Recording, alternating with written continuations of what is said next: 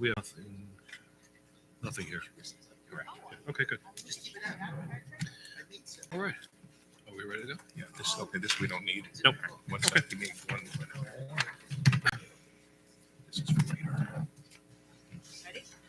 Just waiting for Hank to get We're his good, I'm papers. good. All right, if everybody would please rise for the Pledge of Allegiance.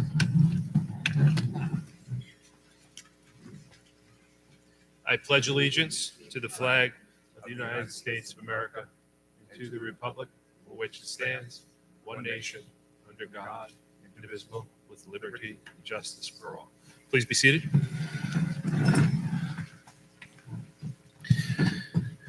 Good evening, everybody, and welcome to our regular Board of Education meeting for the month of December 2024. It's great to see a good turnout and a room full of people. I know many of you are here to hear an update on regionalization. We have moved that up in the agenda. We will be discussing regionalization after we get through the student presentations like we did the last meeting. To that end, we're going to move into recommended actions, which is the approval of minutes. Recommended motion, be it resolved that the Board of Education make any necessary corrections and move the approval of the minutes of the regular meeting dated November 21st, 2024, the executive session dated November 26th, 2024, the work session dated December 12th, 2024, the executive session dated December 13th, 2024, and executive session dated December 14th, 2024. Do I have a motion? Motion. Second? Divya? Discussion? All in favor? Unanimous. So carried. Okay. With that, we're going to move into our standing reports. And the first will be the report from Middle School Student Council, Kaylee Way.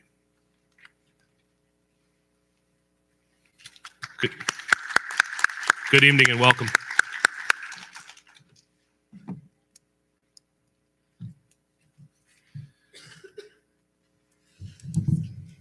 Good evening. My name is Kaylee Way. And my name is Sarah Huang. We are 8th grade students at Jericho Middle School. It is a pleasure to be here this evening. The sound of music and the spirit of giving have consumed the halls of the Jericho Middle School this holiday season. The SEL monthly theme is respect and responsibility. Respect involves being dependable and responsible, as well as being there for others through all the times in their lives. It involves fulfilling tasks with reliability, dependability, and commitment. Many of our students were involved in the beautiful music that has been filling our ears and feeding our souls. Our jazz band performed on Monday, December 9th in the auditorium. The middle school winter band concert was held on Tuesday, December 17th, where family and friends were entertained by our very talented middle school students. The middle school musical Beauty and the Beast was on Thursday, December 5th and Friday, December 6th. Congratulations to all the students who participated. Jericho History Day will take place on Tuesday, January 28th. During the school day, all the 7th and 8th graders participating will showcase their rights and responsibilities history projects. Good luck, Jericho. The Jericho Middle School store will be open tomorrow during the lunch periods. Shop for spirit wear. What a great holiday gift. Please take a look at the January calendar. We have quite a few parent information nights for incoming 6th, 7th, 8th, and incoming 9th graders. So mark your calendars now. Our Winter 2 sports will begin on Tuesday, January 21st. Our last day is tomorrow, Friday, December 20th. We hope you have a happy and healthy holiday. We will see you in 2025. Thank you. At this time, we'd like to move to the high school student council report. Max Scharf and Rachel Lee. Yeah, I'm not Max. Please introduce yourself. Thank you. Hi, I'm Ramya Reddy. Welcome. Good evening, members of the board and Jericho community. We're excited to share the highlights of recent events and achievements in our school community, showcasing the incredible highlights of December. Unfortunately, my co-president and Max couldn't join us today, as Caitlin's dribbling away right now in the home game here at the Sam Springer Gym. Let's go girls basketball. Speaking of basketball, the girls' basketball team were the champions of the 10th annual Jericho Classic on December 4th. This was their first title since 2017. Huge congratulations to the team. From November 12th to December 6th, the Student Council collected toys for Bill Farrow's annual toy drive. Arranged by the Student Council and National Honor Society, a record number of toys were collected this year from all schools in the district and from Jericho's administrators. Toys, games, and other desired items were able to support over 650 families this holiday season. On December 7th, the high school hosted its annual Talent and Fashion Show, which featured student performances and student models. The event brought together students, teachers, and families for an unforgettable night filled with applause and laughter. Although we had many talented students, Mr. Grishman, Mr. Mevs, and Dr. Finley definitely stole the show with their vibrant outfits and elegant walks. On December 9th, our music department turned up the holiday spirit with their jazzy winter night and winter band concerts. And this week, we're in the middle of our high school holiday spirit week. So far, we've had Holiday Pajama Day, Tundra Tuesday, White Lie Wednesday, Character Day, and tomorrow we're looking forward to Holiday Sweater Day. It's been incredible to see the Jericho community come together and show so much spirit and holiday cheer. Jericho FBLA hosted a Shark Tank entrepreneurship pitch competition, including special guest sharks Dr. Sumbrick and Mr. Manuel. Congrats to freshman Selena Wu for winning first place. On Wednesday, the music dep with the classes sang carols this morning and sold hot chocolate, and thank you to the Jericho Student Ambassadors Club and NHS for their Candygram sales. This weekend, Jericho's annual wrestling tournament, the Dick Drag Cup, is happening this Saturday in the Fieldhouse. Good luck to the wrestling team.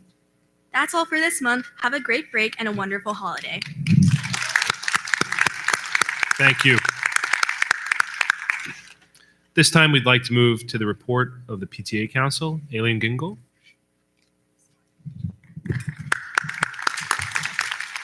Good evening, Mr. Grishman, Board of Ed members, Central Administration, faculty, staff, and community members. I am Aileen Gingold, and I am the president of the Jericho Joint PTA Council, and it's my pleasure to be here tonight. The Jericho Joint PTA Council has had a busy month. At our meeting this past Monday, we hosted Dr. Hartnett, Dr. DeMarinis, and Ms. Kukunas from the JTA. We had great conversations regarding regionalization and cell phone usage in school. While everyone's opinion might not be aligned, we were able to have civil and respectful discourse. This is something we hope the community can do as well. After last month's Board of Education meeting, we were disappointed in our community and the tone that resulted. We need to remember that our administration, teachers, board members, and PTA work very hard to do what is in the best interest of all of our students. The strength of our school district has always been our civility. Let's always remember to actively and respectfully listen to one another. Our nutrition committee had a great meeting with Dina Michelini from Aramark this month as well. Dina spoke to us about the new breakfast program that high school students are taking advantage of. Since many of our students are coming in early for driver's ed, extra help, and clubs, we now offer breakfast consisting of bagels, waffles, oats, reduced sugar cereals, and breakfast sandwiches. In addition, parents should be aware of the amazing LTOs or limited time offerings on our menus. If you haven't checked them out, they are posted on the district website. All of our units were busy this month with holiday boutiques, book fairs, pie sales, and submitting entries for PTA reflections. Cantiac has been busy preparing for its winter dance in February. Ratner Seaman ran an amazing community drive this month to help Island Harvest for Thanksgiving and donated over 700 pounds of food. Jackson Elementary showed the movie Moana and their family movie night and sold out over 240 seats. What a nice give back to their families. The middle school is getting ready to run its first winter boutique and is selling many spiritware items. The high school is busy planning for their senior party and fundraising events, and the high school and middle school had a great treat for all teachers, staff, and administration this morning as a sign of their appreciation for all that they do. Our PTA Facebook page has been permanently shut down. Anyone wishing to follow their school's social media page or council should check Instagram for information or the school district website. Every unit, including SEPTA, has Instagram pages where events and information can be posted and found. Two important events to add to your calendars is the College Majors Night, which will be a Zoom on Tuesday, January 7th at 7 p.m., and our Course Information Night on Thursday, January 9th at 7 p.m. Both events are going to be so informative and helpful to your students, so make sure to attend. I would like to wish everyone a happy and healthy holiday season. Thank you and good night.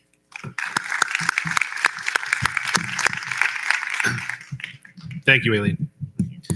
At this time, we're going to move into the update on regionalization.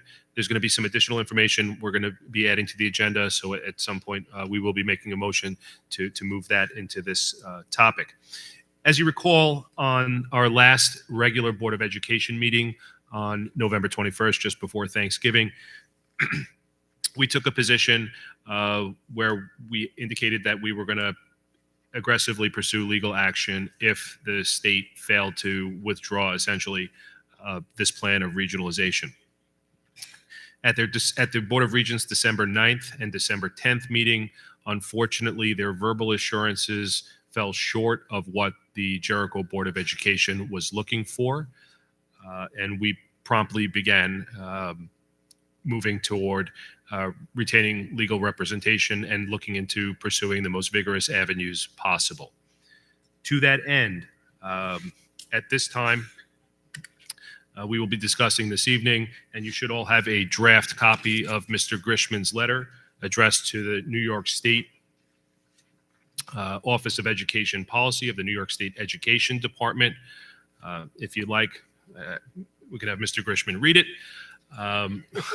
But like I said, this has been posted to our website. It is dated tomorrow because that is the date that this must be submitted, or rather, we have to approve it first. But we were going to be submitting this tomorrow to ensure that we're within the timelines stipulated by the state. It is currently on our website. Correct. It is on our website, and again, paper copies are available. If you didn't receive one, please feel free to get one from the back of the room.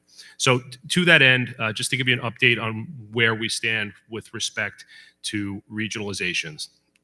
Jericho Board of Education, again, this evening, will vote, and I anticipate that we'll be opting out of that process. Furthermore, we intend to pursue, or we will be voting to pursue aggressive legal action against the New York State Education Department for failure to essentially meet our demands that this plan be withdrawn. The Board of Education has been diligent in researching this, speaking both with in-house counsel as well as special counsel. We held a meeting with special counsel earlier in the week where we got the specifics regarding the Article 78 proceeding, which at this time, based upon the legal advice that we've been giving, is the most appropriate and most vigorous and aggressive position that we can take. So with that, that's where we stand with respect to the regionalization conversation. So at this time, the board this evening will make a motion to retain special legal counsel to pursue Article 78 action against New York State Education Department. I'm sorry, sir? No, we're talking about it, but yeah, no, I'm just kind of laying it out as a summary, and then we'll have to get into the business where the board actually has to do this. So again, this is, the discussion that's been ongoing. We formally have to adopt this, but I just, in the interest of full transparency, I want to let you know what the process has been. There's a second facet to this, and this is something that, we've kind of touched upon, but have not really discussed in any detail. And it's not part of the same rule, but it's in many ways a sister rule. And that is expanding the responsibilities and authority of the BOCES superintendent. And again, based on conversation, it is my personal opinion that the BOCES superintendent should have no authority that supersedes the Jericho superintendent, and certainly no authority that supersedes local control in the Jericho Board of Education. So again, there is a comment period. This is a rule that is supposed to go into effect later. The Board of Education has been discussing that, and we will vote tonight to determine how to proceed. Any questions specifically on that?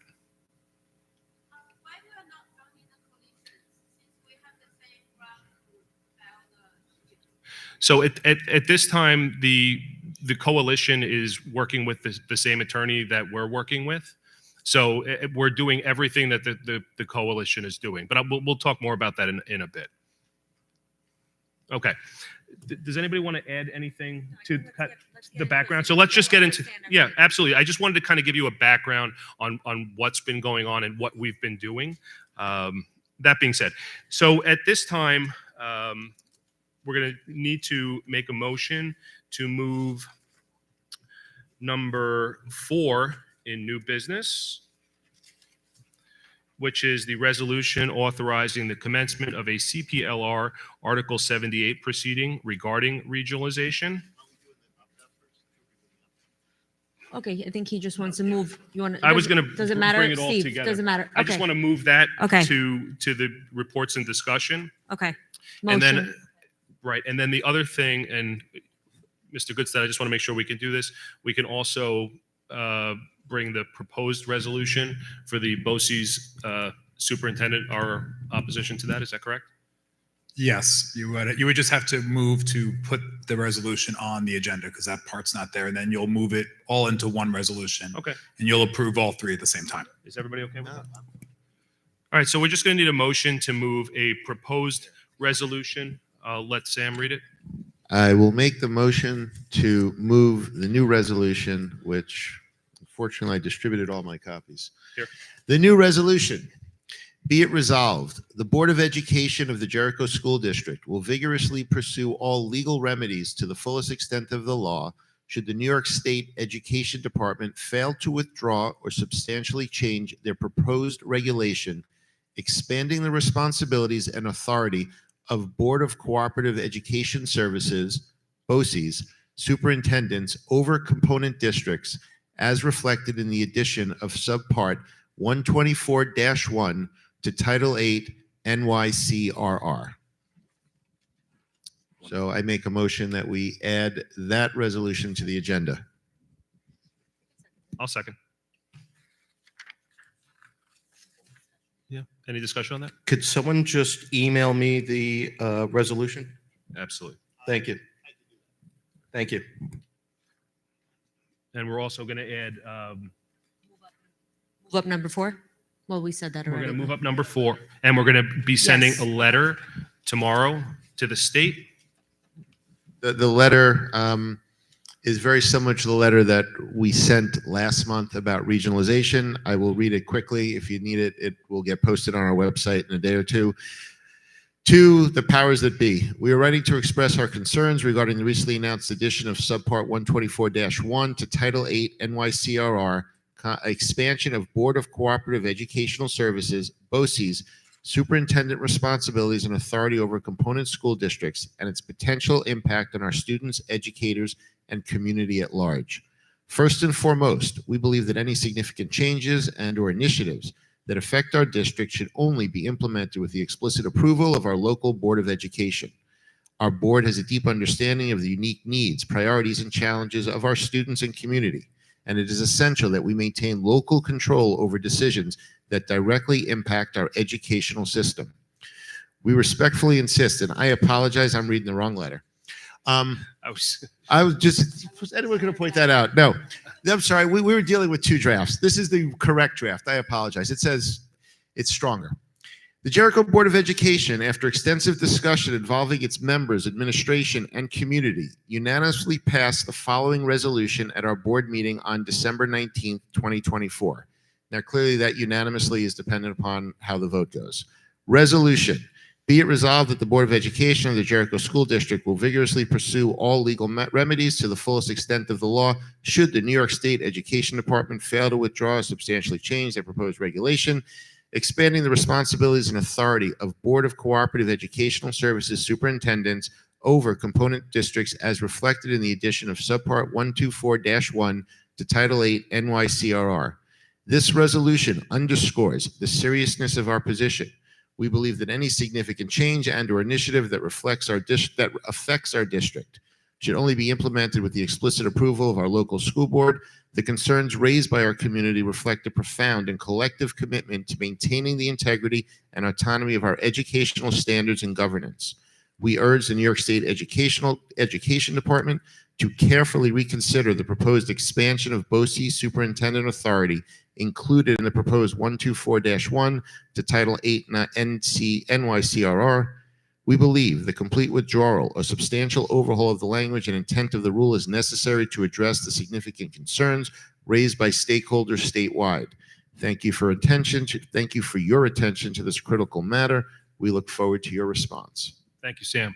So if this sounds familiar, it should, because this is a almost identical letter that we sent to the state with respect to regionalization. And essentially what it allows us to do is essentially positions us, number one, to express our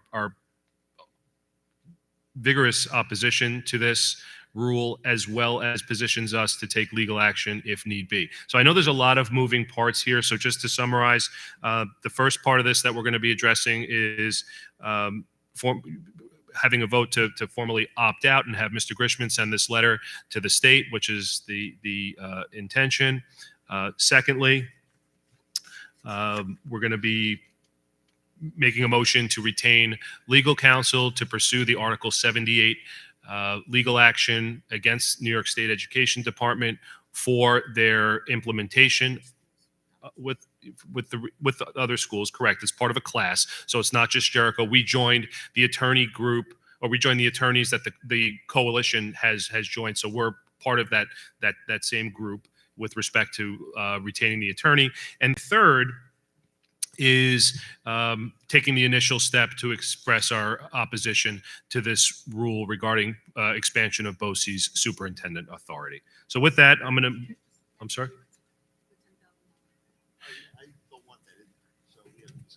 Yeah, we can talk about that. That's fine. Okay, so we'll move on to the actual verbiage, back to regionalization. I know this, again, is a little complicated. Whereas on September 9th, 2024, the New York State Board of Regents approved by emergency adoption the addition of Part 124 and Subpart 1243-2 to Subchapter E of the Regulations of the Commissioner of Education relating to regionalization plans, regionalization regulations. And whereas at its December 9th, 2024 meeting, the New York State Board of Regents approved the regionalization regulations for final adoption as amended, the amended regionalization regulations, and whereas the amended regionalization regulations added a section 124-2.8 titled non-participation, which provides a mechanism for a school district to elect not to participate in the development of a regionalization plan by notifying the New York State Education Department's Office of Education Policy of such election in writing by no later than January 15th, 2025, and every 10 years thereafter. And whereas at the December 9th Board of Regents meeting, the New York State Education Department representatives further asserted verbally that we're gonna take it out? Yeah, we're gonna take it out because that's Steve advised. Okay, fine. Asserted that I'll just read that again. Whereas at the December 9th Board of Education's meeting, the New York State Education Department representatives further asserted that notification electing not to participate under the amended regionalization regulations constitutes an opt-out of the entirety of the regionalization process, including the development and implementation of a regionalization plan. And whereas the Jericho Union Free School District strongly opposes any initiative that jeopardizes local control of our schools or distributes taxpayer dollars and resources to other jurisdictions. And whereas the preservation, protection, and maintenance of complete and total local control of all school district operations is of paramount importance to the Board of Education and Administration and in the best interests of the Jericho school community, our students, and our schools. And whereas after review and consideration of the amended regionalization regulations, the Jericho Union Free School District has determined that it will not participate in the development of a regionalization plan or any aspect of a regionalization plan. Now, therefore, be it resolved in accordance with the foregoing, the Jericho Union Free School District hereby exercises its election not to participate in the development of a regionalization plan or in any aspect of the regionalization plan unless otherwise subsequently authorized by the Board of Education. And be it further resolved that the superintendent of schools shall provide written notification of said election to not participate in a regionalization plan to the New York State Department Office of Education Policy prior to January 15th, 2025. The second part of this, do we want to discuss that first, or do you want to just? You want to just read them all, and then we can discuss any part? We have to read the Article 78 proceeding. Are you okay with that? Unless you want to discuss. Okay, so I'll continue, just in the interest of time, and then we can just have one larger discussion. Resolution authorizing the commencement of a CPLR Article 78 proceeding regarding regionalization. Recommended motion, whereas the New York State Department of Education has adopted rules and any amendments, modifications related or readopted rules associated therewith. And whereas the Board of Education has determined that litigation against the New York State Education Department, the Commissioner of the New York State Education Department, the Board of Regents, the Chancellor of the Board of Regents, and or any other parties as identified by counsel is necessary to seek to annul, modify, and or amend the rules. Now, therefore, be it resolved that the Board of Education hereby authorizes the law firm Regano LLC to commence legal action against the New York State Education Department, the Commissioner of the New York State Education Department, the Board of Regents, the Chancellor of the Board of Regents, and or any other parties as identified by counsel pertaining to the rules titled Development and Implementation of Regionalization in the New York State Register, and any amendments, modifications related or readopted rules associated therewith. And be it further resolved that the Board of Education hereby approves Regano LLC to spend no more than $10,000 on such legal action in coordination with other school districts unless approved by the Board of Education. And be it further resolved that the board president is authorized to sign a retainer agreement with the law firm Regano LLC, which retainer agreement has been reviewed by the Board of Education and authorizes Regano LLC to take all steps necessary to effectuate the litigation. And lastly,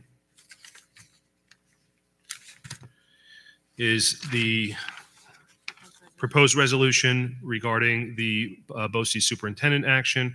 Be it resolved, the Board of Education of the Jericho School District will vigorously pursue all legal remedies to the fullest extent of the law should the New York State Education Department fail to withdraw or substantially change their proposed regulation, expanding the responsibilities and authority of the Board of Cooperative Educational Services, BOCES, superintendents over component districts as reflected in the addition of subpart 124-1 to Title 8 NYCRR. All right. So at this point, we need a motion. I'll make a motion. Jen, second. Divya, discussion. You want- Look, I think all these are great motions. I think, just to be clear to the question before, as you heard in the retention of counsel, it is in conjunction with the other school districts that are members of that, what you'll call the coalition, which is just an ad hoc group, part of that. So it's the same lawsuit that you mentioned earlier, ma'am. The only change I would make, and it's more for operational ability, is to take out that third paragraph that talks about a fourth paragraph that talks about spending no more than $10,000. I think we should approve retaining them. We have a retainer letter. We should be able to make whatever additions or changes. Even in our conversation with the lawyer, we talked about there was one little thing we wanted to do that may have cost a few dollars more. I don't think we need to come back and pass a resolution each time. I don't think we need to call emergency meetings to be able to take action with regards to a litigation that we don't know how quickly we'll be able to do that. And so I would propose taking out paragraph 4, recognizing that we have a retainer letter with the Regano firm, and we won't adjust that retainer letter unless we want to take action, unless we want to do something, and we shouldn't have to come back to a public board meeting. Excuse me, you need to wait till you're called on to speak. The retainer letter does have the $10,000 limit in it already, because when we spoke to Mr. Regano over the week, he said that he doesn't foresee it being even close to that because there's a whole bunch of other districts sharing the cost. And we have a fiduciary duty to the district to spend the money wisely.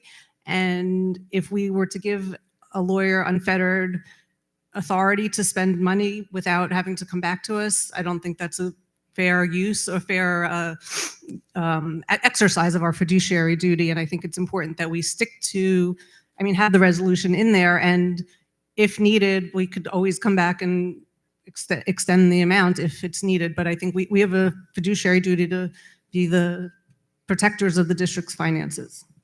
100% that we have fiduciary duty, which the amount that the lawyer spends is governed by the engagement letter. It has absolutely nothing to do with this resolution.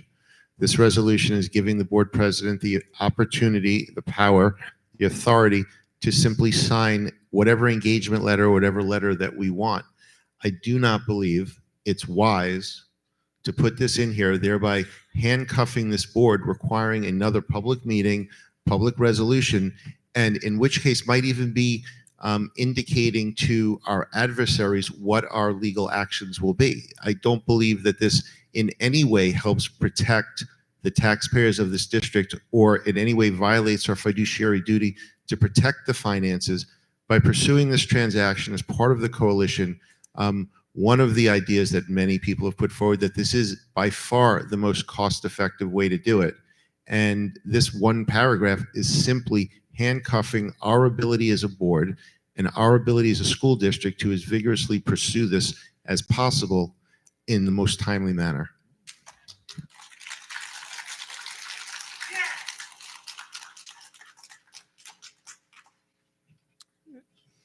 Did you want to speak, Divya? Yeah, just, Sam, correct me if I'm wrong, but didn't, when we spoke with Mr. Regano, didn't he say the vast majority of the districts participating had this, this clause in their agreement, and that the expected amount would be well under this, and even with the additional provisions you're talking about, it would still be under the 10K? I don't want to give away what other school districts is public or not public. I will tell you from my understanding, there are school districts that have meaningfully higher caps in their letters. There are schools, I believe, who have no cap in their letters. So it may be true that there, and I believe it is true that there are some that have this. But as you do say, the more districts that join, the cost per district does go down. And in no way am I saying that I expect this to be, but as you recall, in our conversations with our attorney, we talked about something additional that we might want done with regards to this, that might have been something that was not actually part of the lawsuit, but affiliated with it, that wouldn't have been covered by that, and that we would have been paying out of pocket for. And I don't think it's worthwhile for us to come back and have another discussion, another public resolution, or calling an emergency meeting.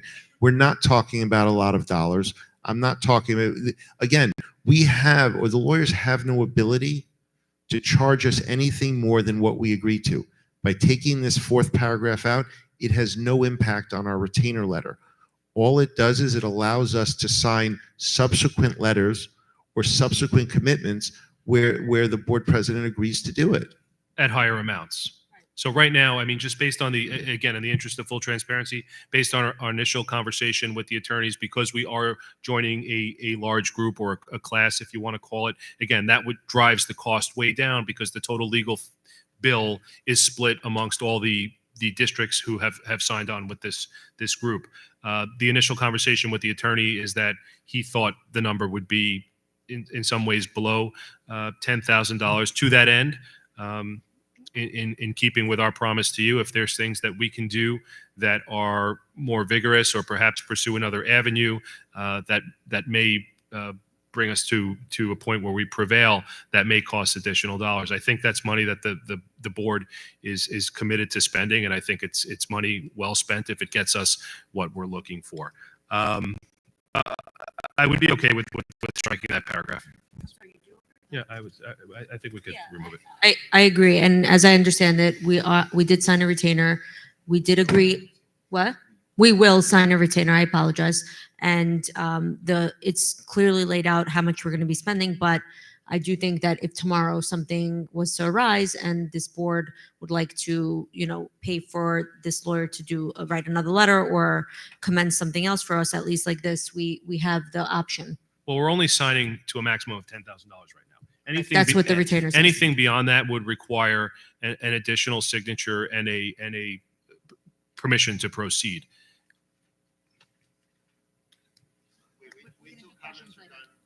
If we could just discuss this first. Jill, are you okay with that? I'm okay with that because even if you take the language out, we're at the same place. We still have to approve Well, more. again, I can't just walk into a room and unilaterally sign a piece of paper saying we're going to spend $100,000. Okay, so then I'm fine taking the resolution out Okay, because we're fine. at the same place. All right, We're fine. still Yeah, only I think limited to philosophically, $10,000. I think philosophically we're all in the same place. I believe our board is unanimously committed to fighting this to the end, and we will spend, responsibly what we need to spend to achieve the outcome that we want. Okay. I think Mr. Goodstadt said we could vote this as a group. Is that correct, Mr. Goodstadt? Yeah, you would vote on it as amended. Obviously, you just amended this resolution. So we're going to vote on the amended resolution that encompasses all of these items, correct? Feedback here, including number 4 in new business as amended, without Correct. removing that fourth paragraph. And the proposed resolution regarding the BOCES superintendent expansion. As well as Mr. Perlman's proposed resolution. Okay, so on those 3 resolutions, with the amendment, do we have a motion? Yeah. We have a second, but with the, but we had to strike out the 4th paragraph, so that's As amended. as amended. All right, so Sam, second, Jen, all in favor? Unanimously carried. Wonderful, thank And you. I just want to thank the Board of Education for working swiftly and transparently to get this done in the benefit of Jericho. So thank you to all of my board member colleagues, Mr. Grishman, and the rest of our central administration for helping out. Thank you. Wonderful. I just want to echo Jen and again underscore the really the collaborative effort. Again, the lot of work that's gone into this, but more importantly, just validating the fact that we've heard the community. We are part of the community, just like you. There is nothing more, and this is after conversation with multiple attorneys, investigating on our own. At this point, we have taken every possible avenue and the most aggressive avenue to stop this in its tracks. If something else becomes available to us, we will look at it. But right now, we have just made a motion to join a lawsuit against, or we've just passed a resolution to join a lawsuit against New York State Education Department and hopefully stop this thing cold.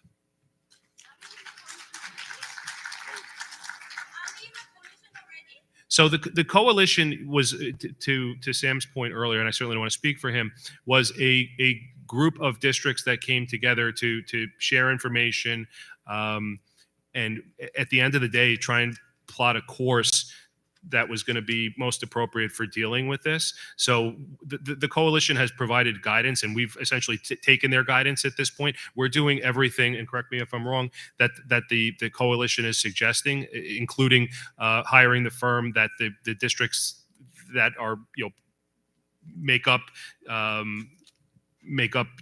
not necessarily the coalition, but districts that have joined forces and shared information with the coalition, and we have. And that's the avenue that we've proceeded.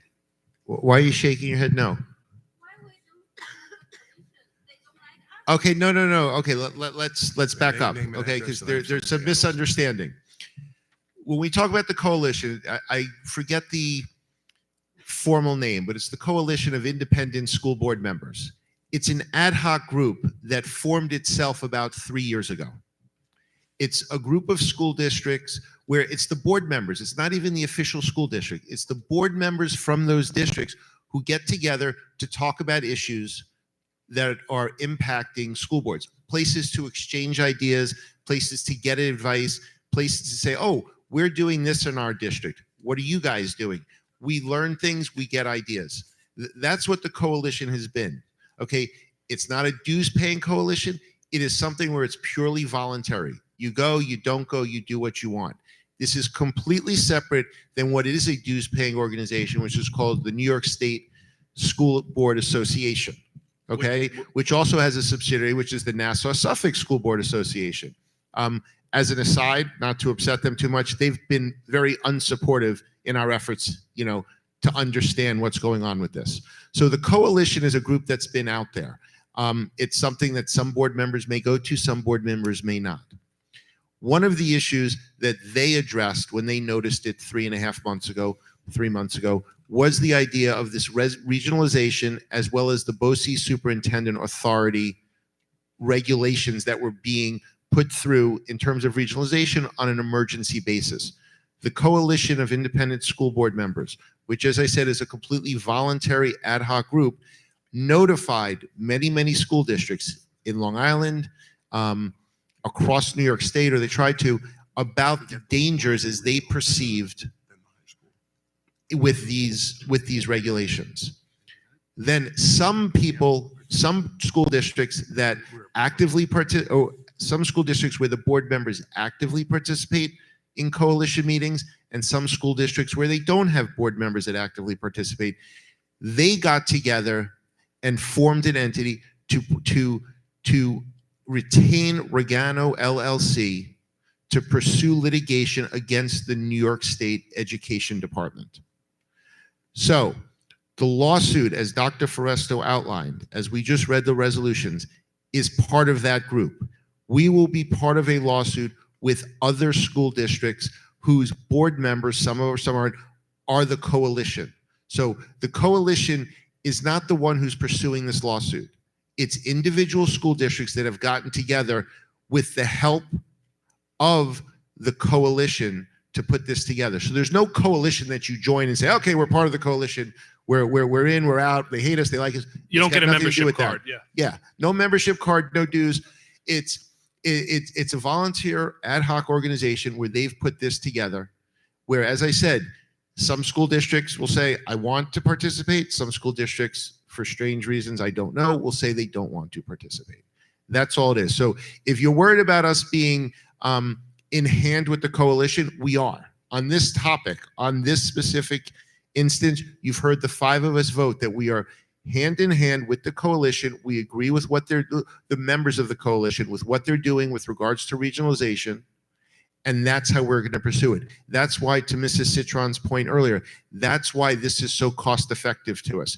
If we were by ourselves, we would never be able to do this in such a cost effective manner. We are 100% part of what you're referring to as the coalition and part of the coalition's lawsuit.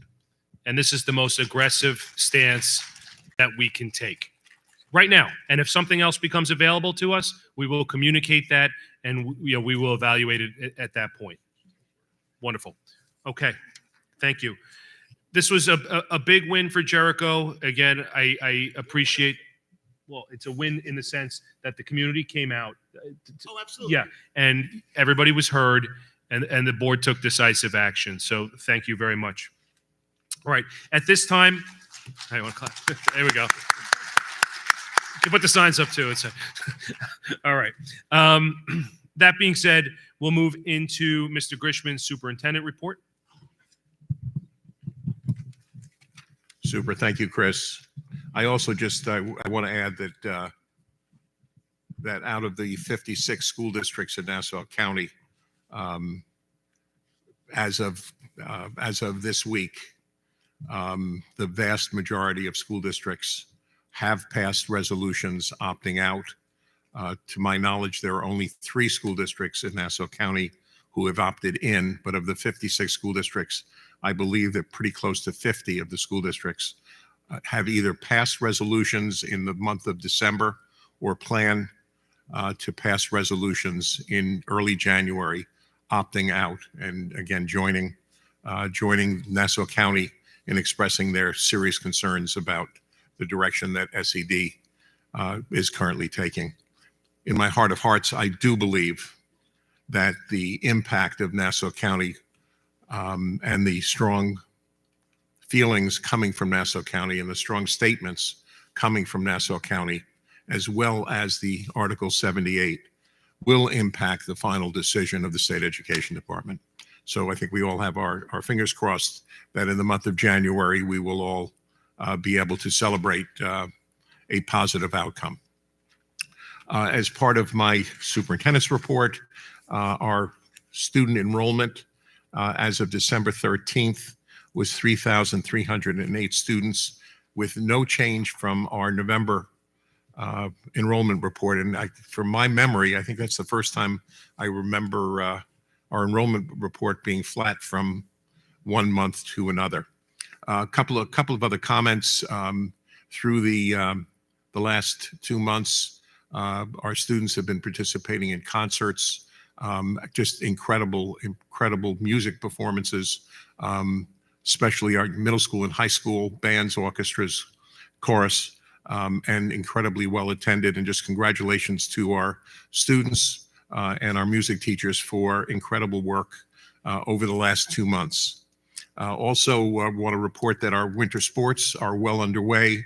Again, I thank our coaches and our student athletes. We have probably one of the largest numbers of students participating in our winter sports, and again, unfolding well, and thank Mr. Makowicz for coordinating that activity. Yesterday, we had what we call what we have called an Art Alumni Day. And it's a day where we bring students back. I think it was about a dozen students came up on the stage, students who've graduated Jericho over the last 3, 4, 5 years. And they talked about their experience in their post-secondary institutions, bringing forth the arts and what they're doing with their background in the arts. And they all talked about the experiences they had and the support they had in Jericho that has led to, whether they're in commercial art, graphic arts, but in their post-secondary or in their work experience. And we probably had maybe 200 students, juniors and seniors in the auditorium, listening to them, and again, gaining so much information for what's a high school student who loves art. What does that look like when they go on to colleges and universities? And it just was an incredible experience. And again, I thank Ruth for putting that together, and our 2 art teachers who coordinated the activity. The last issue I have is I wanted to share with the board that on Tuesday, we gave a climate survey to all students in grades 6 through 12. That survey, again, according to our initial reports on that survey, was extremely highly participated in by our students. It was, and in every class, the students were informed that the survey is 100% voluntary. If you want to participate, please do. If there are any answers that you want to leave blank, that is more than okay. And again, the intention of the survey, and again, I thank the DEI committee who spent much of last year putting this together, is to get a sense of our students and how they feel. Do they feel safe? Do they feel supported? And information that will help us plan for the future. It will help us set goals in terms of our middle school and high school programs, and even our elementary school programs in supporting our kids. I thank Dan Salzman and Eric Sundberg for spearheading this survey, and I look forward to both of them making a public presentation of the data sometime in either January or February at a public board meeting. But again, from first read and first response, from what I've heard, we will be getting a lot of good, solid information that will help our school district and help our Board of Education as we move forward. And that's all I have. Obviously, I want to move into the Propel report if there are no other questions. Just a couple very quick questions. Just because we have a couple of these coming up, my understanding is that providing transport for non-public school students on days when public schools are closed is not legally required. Do we provide transportation to our private school students on days when our schools are closed? I believe we do. Yes or no? I'm asking. I wasn't, again, not a leading question. I simply was reading an article about it, and I don't know what we do. Costello, yes or no? Yes, we do. Thank you, Costello. And again, Sam, that probably is a function of the Jericho philosophy of supporting our kids in private and parochial. 100%. Was there any particularly muscular coach who had a milestone victory in the past week? Yes, there is. We I look forward to a celebration of our coach Brodsky, who has had his 300th win as a star wrestling coach, who's been a shining star for our wrestling program for many, many years. We also look forward to a celebration, and I don't know whether Kevin's aware of this or not, and whether I'm leaking out information that I shouldn't be, but he's also going to be inducted with some recognition very shortly relative to his wrestling coaching career. I apologize if I ruined the surprise. I did not see him here, so I didn't think we were surprising him today. So good. All right. If anyone's here, please don't talk to Kevin tomorrow. I know I keep harping on it. Have we solved our electric car charging problem? Yes. I like that. I like that answer. That's the best answer we've gotten on that. That's perfect. In 6 months. And I'm good. Oh, and code of conduct. Where do we stand?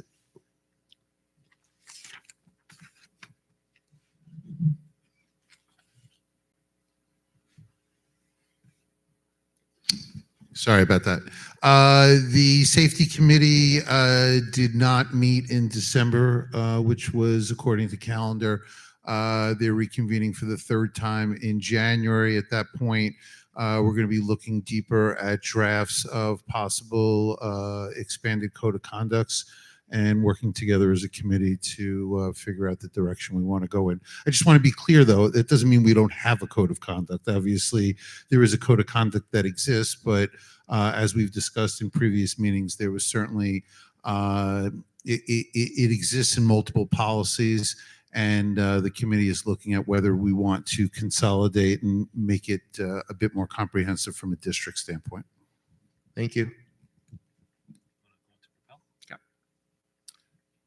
So what I'd like to do is ask the board for the next two presentations, if the board would please open up our screen, please.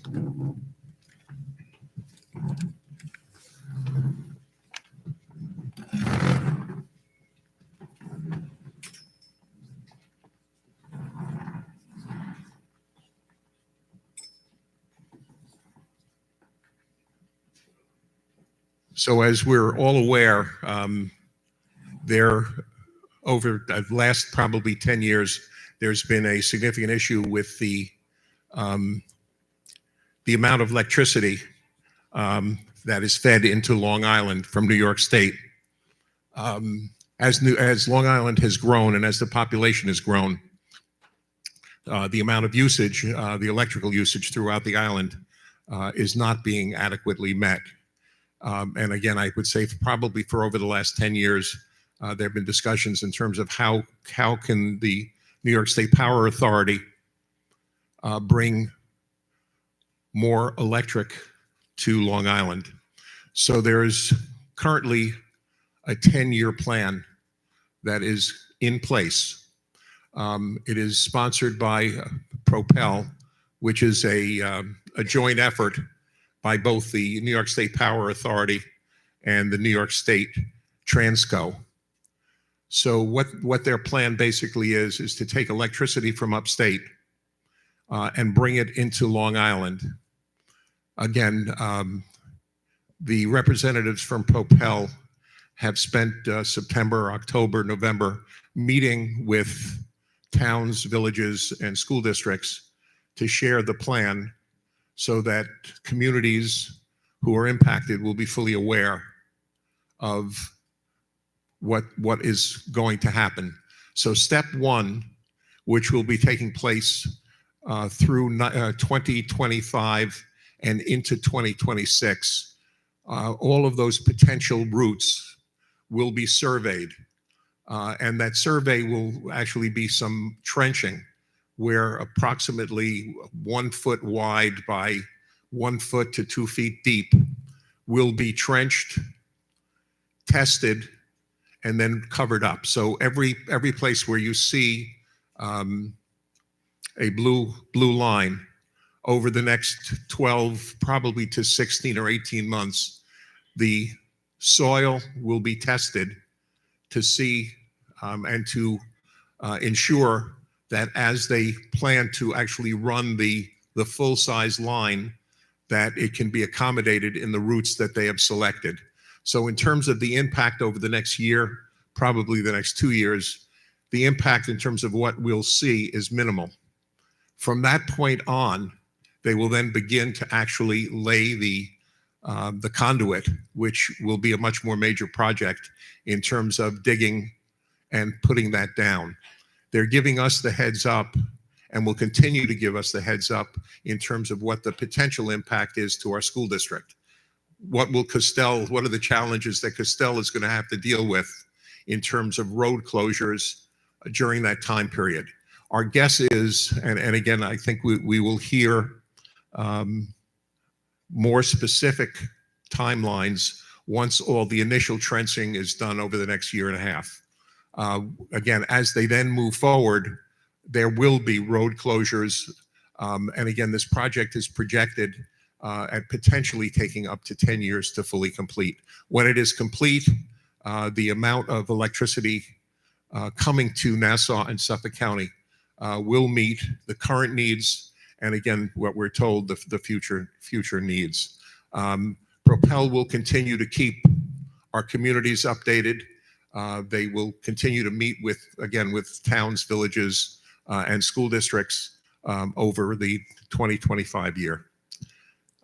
Any questions that I can answer or can try to answer? Sam?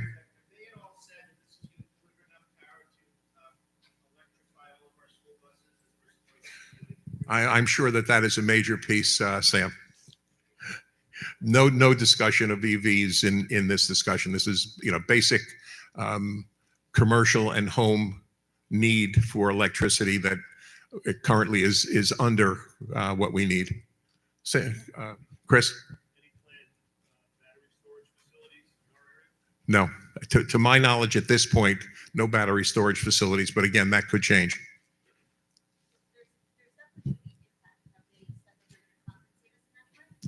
At this point, I've not heard anything about compensation. All they've shared with us is you will have prior information in terms of road closures. I think the major impact will be that XYZ, Route 107 from here to here will be closed from this date to that date. But we'll have, again, as they're telling us, we'll have prior notice that will give and we'll share that with our community. So in terms of commutation, driving to and from Hicksville or whatever, we'll have prior notification. Castell will have prior notification in terms of how it might impact our buses and bus routes.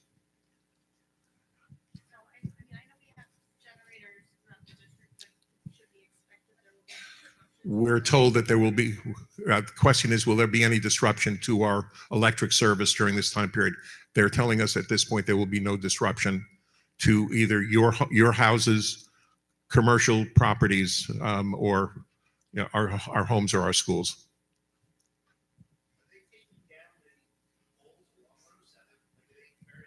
I believe that this is all additional KW coming in. I'm not sure whether it's going to replace any of the existing wires. They haven't told us that or not. Again, it would be a nice offshoot if they would take down the poles. And next time we meet with them, we'll ask them that question. Good. Thank you all. While we're sitting down here, I would like to introduce Brian Cummings. Brian, if you would like to take it from here.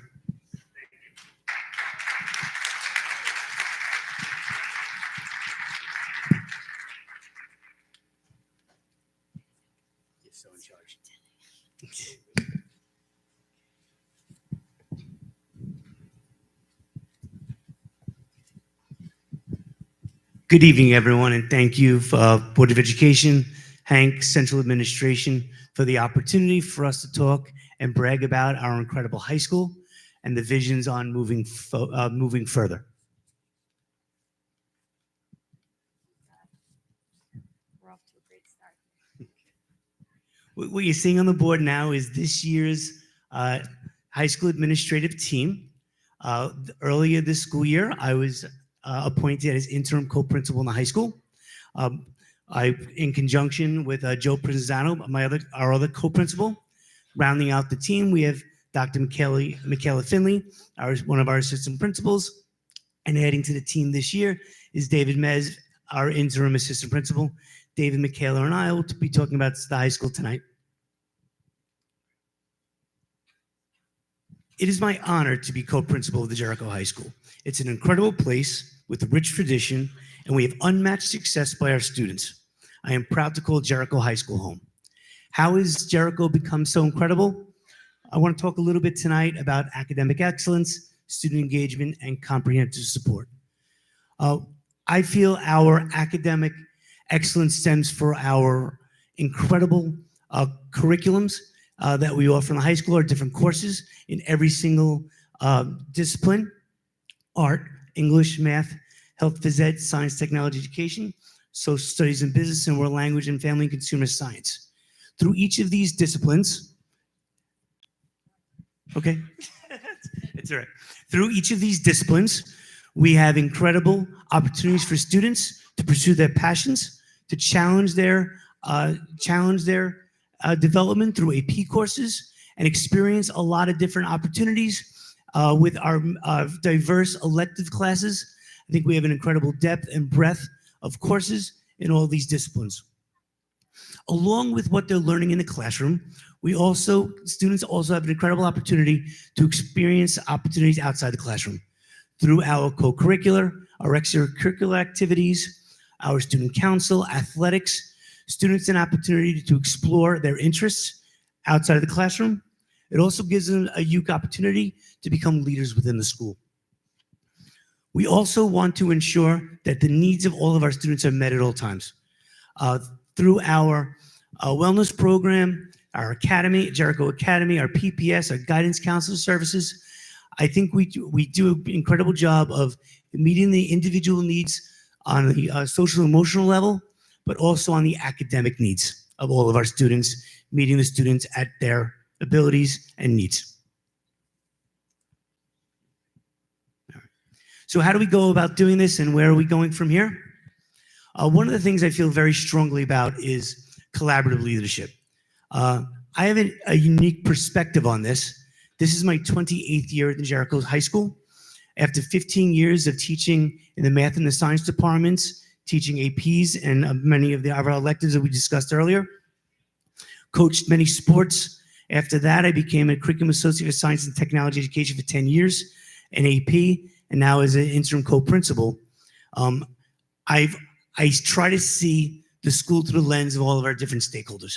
This gives me an opportunity to really bring everyone in together to make our decisions and work through all of our opportunities. We also try to foster a strong community of positive culture and supports. We do this by modeling what we expect. We want our students to feel supported, respected, and we also lean on our PPS and their skill to help support our students who need a little bit of help thriving and meeting the goals that we have for them. And with regards to supporting student interest, here at Jericho High School, we actively work to support our students' interests. We listen to them and we try to help them find their passions and guide their futures so they can thrive and be happier students for tomorrow. At the high school, we believe it's essential for students to share in a growth mindset. It allows our students to maximize their potential while also supporting every student's individual needs relative to their experience at the high school. We know that students are going to face challenges, adversity, so we want them to be effective communicators and lean on us throughout that time along their journey here to also support them beyond high school. With themes like good communication, effective dialogue, we want to create well-rounded citizens, and we're tasked with creating students who are empowered. We want our kids to become the total package, right? We want our kids to be proud of their intellect, be confident, but at the same time, it's just as important for those emotional intelligence skills. We want our kids to be considerate, kind, confident, and thoughtful. And what we'll do is we'll always reflect on our actions, looking backwards to move forward. We always want to improve on our actions. We're in an incredible situation, but we always want to improve on that. So what's new coming this year? Some committees that we'll discuss. We'll talk a little bit about our new courses that we offered this year and offering for next year, and some new clubs that we have added to our student council system. 3 years ago, when I was a new assistant principal, I took on the task of the challenge of attendance. Post-COVID, we saw students missing a little bit more classes, a little late to class, and through our attendance committee, partnership with teachers, we looked at our procedures and our policies, not policies, our protocols, to ensure we had as best attendance as possible. And that's something I think we made great achievements on. This year, through our safety committee, you may have seen a little bit more on communications. We're communicating a little more on letting you know about our different safety activities, drills and such. And we're also sharing a little bit more reflections on how they went. This year, one of the things I'm very proud of is we've created an academic integrity committee. Unfortunately, cheating occurs in schools and in high schools. It's not new to Jericho. It's not new to kids. But post-COVID, the ease with digital access, we really have seen an uptick on cheating, essentially. So we've partnered with the students. The students come to me, express their concerns, and we created an academic integrity committee. On the committee, on a site-based team opportunity, we have a committee of students, teachers, parents, building administrators, curriculum associates, and a Board of Education member. And our goal essentially is to create a shared vision to refine protocols and procedures to support our values of academic integrity. This year, we offered 2 new classes. One of the classes, it was Pursuit of Happiness. It's a 12th grade English elective. In this class, students explore happiness through lenses of mindfulness practices, diverse literature, film, music, and expressive writing activities. Also this year, we brought back a class in the social studies department, another 12th grade elective called Project Citizen. And in this class, students explore how decisions are made by leaders impacting money and jobs, learn how to manage their own money, consider news media, identify reliable sources, and understand responsibilities from digital literacy to good citizenship. As I said, we're always looking to improve and getting feedback from the students, teachers, partnering with the curriculum associates. In this coming school year, we're offering 6 new electives. In the English department, ELA department, we're going to be offering a class called Dramatic Arts. In the science department, Science in Action, exploring today's breakthroughs and challenges. In the math department, a course entitled Mathematics Research. Physical education is offering Fit Body, Healthy Mind. In the music department, Prestige Symphonia. In the art department, a class called Analog Film Photography. We'll leave this slide here a couple of seconds so you could read a little bit about those titles.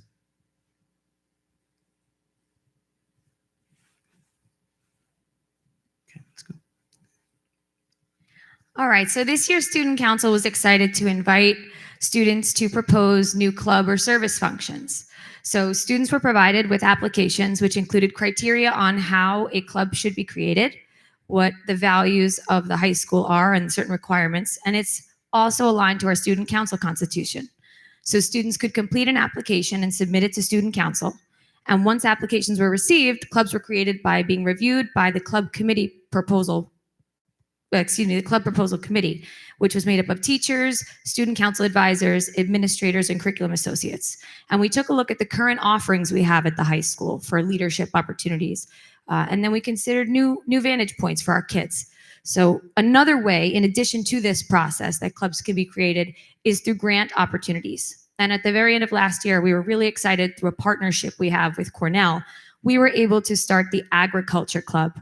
It's an extension of our agri-science class. So what it allows our students to do is to explore science. Our course is designed around the science and business of food.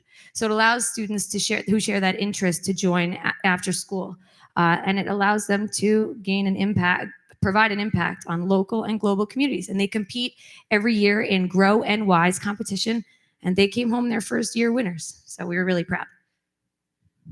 2 other clubs that we're really excited for. One, because it came about from Student Voice, but these other 2 clubs also give our students another competitive opportunity to match wits with students in local other schools, nationwide, and in some of them international. So our first one is our physics club.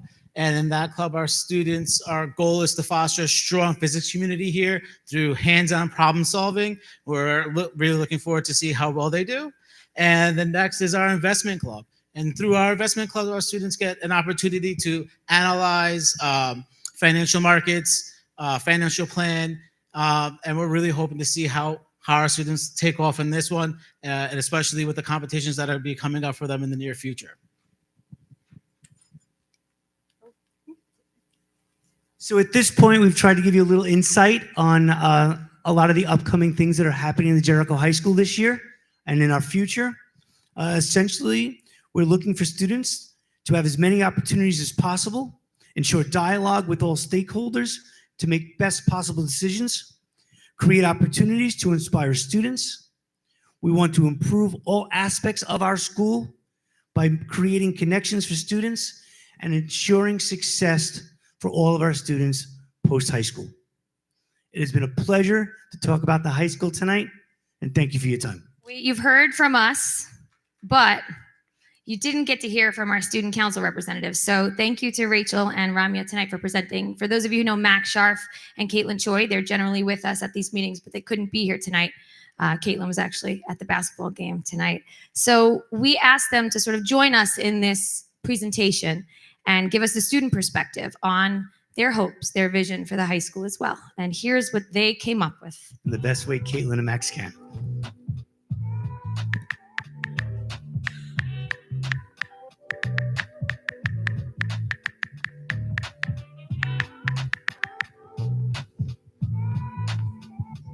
What are you doing in my seat? We're taking over this presentation now. Let's hear some student input on JHS. What's your favorite part of Jericho High School? The spirit, definitely. My favorite part is one of the cool beans. I love that I can just get snacks whenever I want. I like the teachers. They're cool and they're very smart. That's all. The academics, for sure. Yeah, great teachers, great staff. Already said that. My favorite part of Jericho High School is the volleyball team. Abundance of business courses it offers, especially something like VE, where you can actually create your own business and have real world experience. My favorite part about Jericho is probably the teachers and like the friendly environment. I would say the people, my friends, because I'm really close with them. It's a good one. And what is your least favorite part of Jericho High School? Where do you think we could use a little more improvement? Oh, nothing. It's a perfect district, you know? Locker rooms could use renovations. I think there should be more athlete recognition, more of the students coming to the games. The competitive environment, I think if people were a little bit more welcoming to study groups and collaboration, that maybe our high school experiences would be a little bit different. So maybe if we were to promote a little bit more community and collaboration. I'm not a fan of the tea. It gets very crowded in between periods. My least favorite part of the high school is the green walls. Probably like the competitiveness. Like everyone's very competitive. Least favorite part is the high expectations. So if you could change one thing at Jericho High School, what would it be? English classes, history classes, things like that. Are there any specifics, any sort of classes you have in mind? Something like mythology, Greek, Roman mythology. Definitely more ancient history classes besides just world history and APUSH. I feel like we have nothing that really goes into hyper specific parts of history that's really important. If I could change one thing about Jericho High School, The smelling of locker rooms. How about that? I would give us more time in between classes. We need 6-minute breaks between classes. Sometimes I want to talk to my friends, but I can't because I'm hustling. And if you could make the walls any color, what would it be? White. White walls. Could you please elaborate on your struggles with the green walls? I just feel like if the school was brighter, I feel like I'd be more happy to come inside and learn. Maybe closing the bathroom doors. The temperature in the school is really, and the Wi-Fi, really bad. Paper towels in the bathroom. All bathrooms. I would start in September. Extra time outside and extra time with your family and friends over the summer could definitely be beneficial. Describe JHS in one word, what would it be? Competitive. Competitive. Fun. Amazing.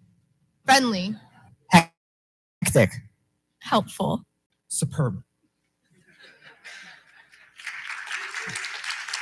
I want to thank Caitlin and Max. They do incredible work. We're always trying to get our student voice. And thank you for your time tonight.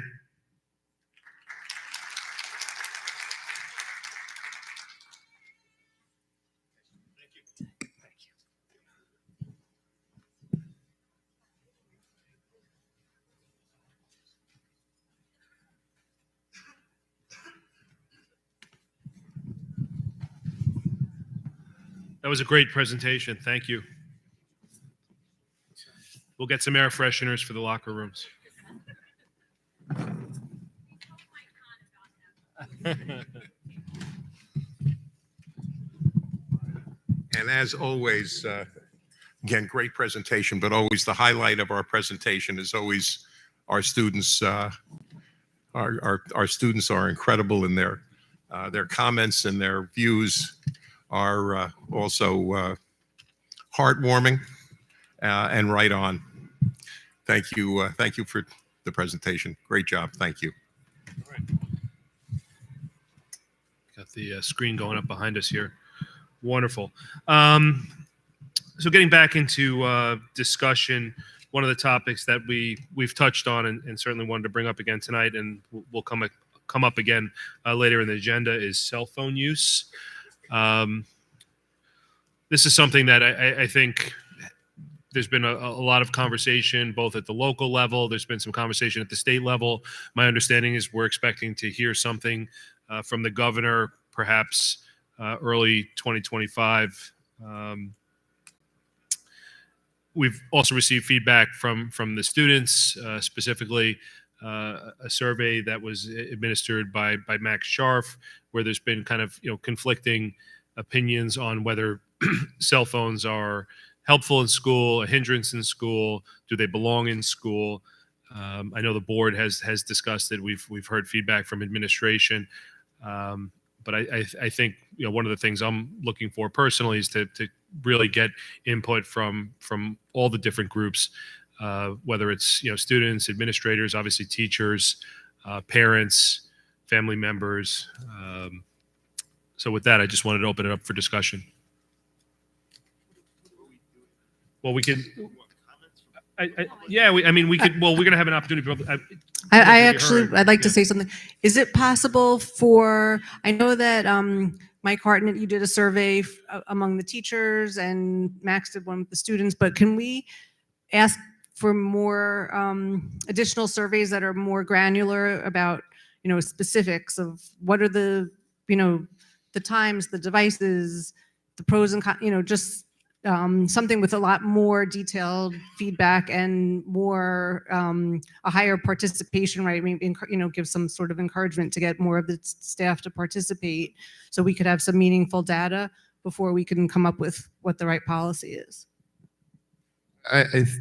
More data is always is good, I guess. But I think if you look at the presentation from the students, there's a lot of granularity on there. I'm looking at it right now. It's like a 10 or 12 pages, 2 graphs, 3 graphs per page.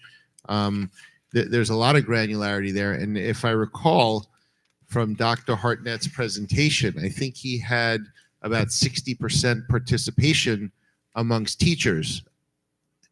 In the survey world, 60% is a gold standard. If you get 15 or 20% participation, you're going to be happy. At 60%, I think you're at the gold standard. And if you've got 80% agreement amongst those 60%, you're not getting better than that. And it's a shame that one of our great teachers, Ms. Mary Dreyer's not here. She would tell you that 60% participation is outstanding. And I know Dr. Sundberg would probably be shaking his head if he was listening. I'm talking if we're getting down into the actual specifics of details, it was more, more general. And I think if we're going to, I think we're premature. We're not up to discussing a policy, even though it's later in the agenda. Well, but I think that if we're going to narrow down to, times of use and details of punishment, I think we need a lot more information before we're up to getting to that kind of policy. Yeah, I think also one of the things that would be helpful, administrative, the administrative work that's going to go into this, the enforcement and keeping up with the policy, how the teachers feel about having to police this. There's a whole lot of open items that need to be figured out. Again, one of the things that I would like to add is that I have heard, and again, I don't think we're ever sure, but I'm told that in the governor's State of the State message, potentially she will be outlining her plans, and we've heard this, I guess, for the last 6 months or year, that she is going to make a recommendation for legislation specifically governing the use of cell phones in public schools. There probably is some wisdom for us to continue our conversations, I think, but before we finalize any either board policy or administrative practice, I think it makes some sense for us to see what is going to come forth from the state. And again, what degree of flexibility will there be in what the state is proposing?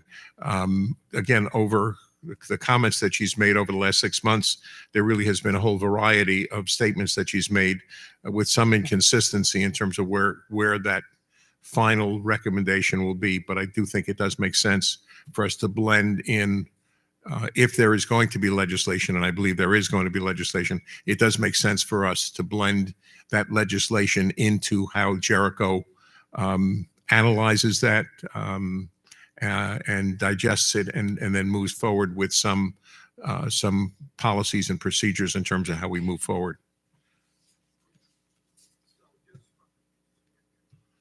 Turn it on. Give me a little switch. All right. So just so the rest of you, I'm Mike Hartnett. I'm the president of the local Jericho Teachers Association. Just a few things.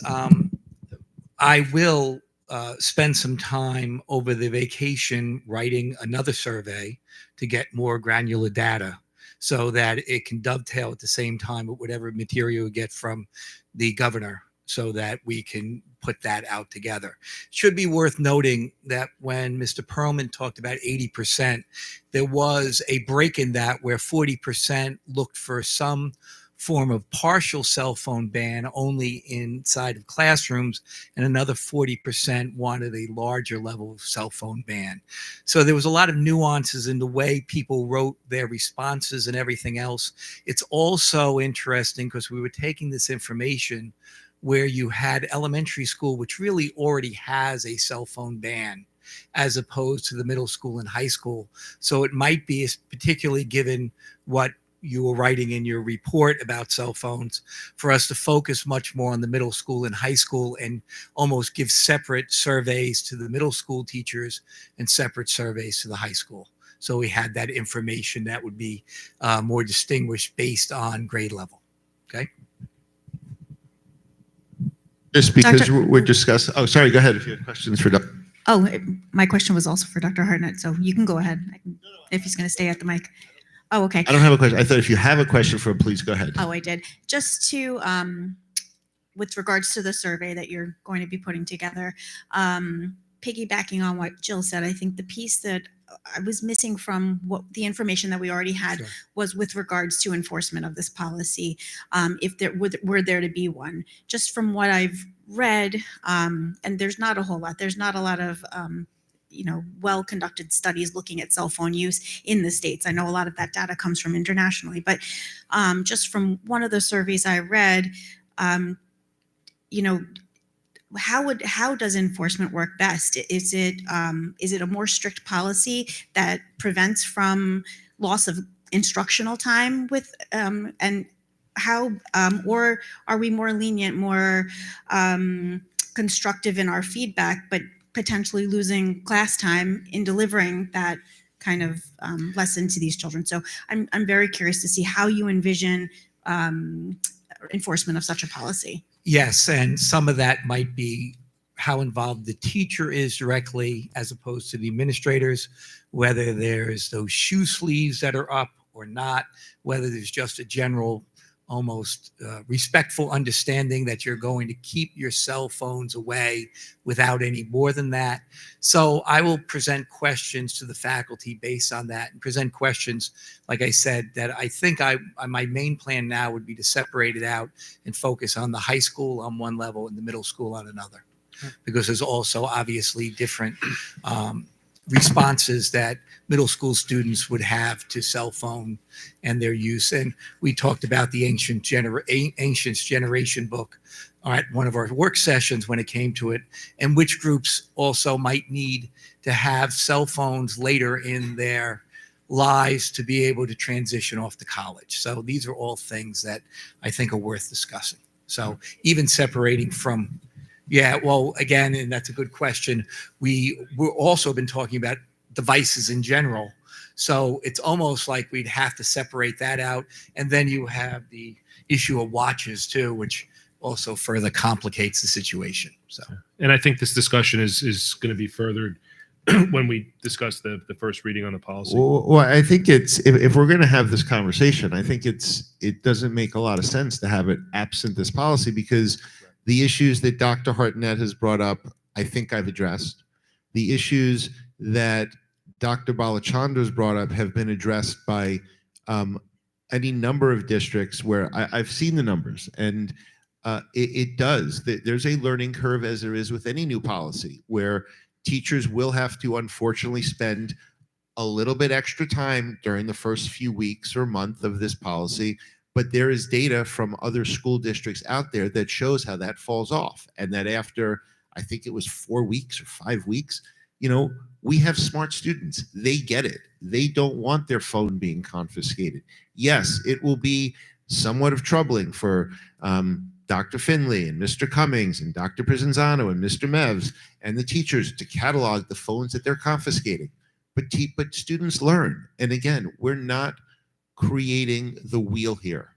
We are simply duplicating what other districts have done. And by the way, I've heard what you're talking about with the sleeves. I don't envision that. In the policy that I wrote, it was not that. This is trying to teach students, to respect the rules, respect their teachers, and to respect themselves and learn some self-discipline. To the superintendent's point, we spent 2 hours last month and probably 45 minutes this day saying that we don't want to be told by the governor what to do.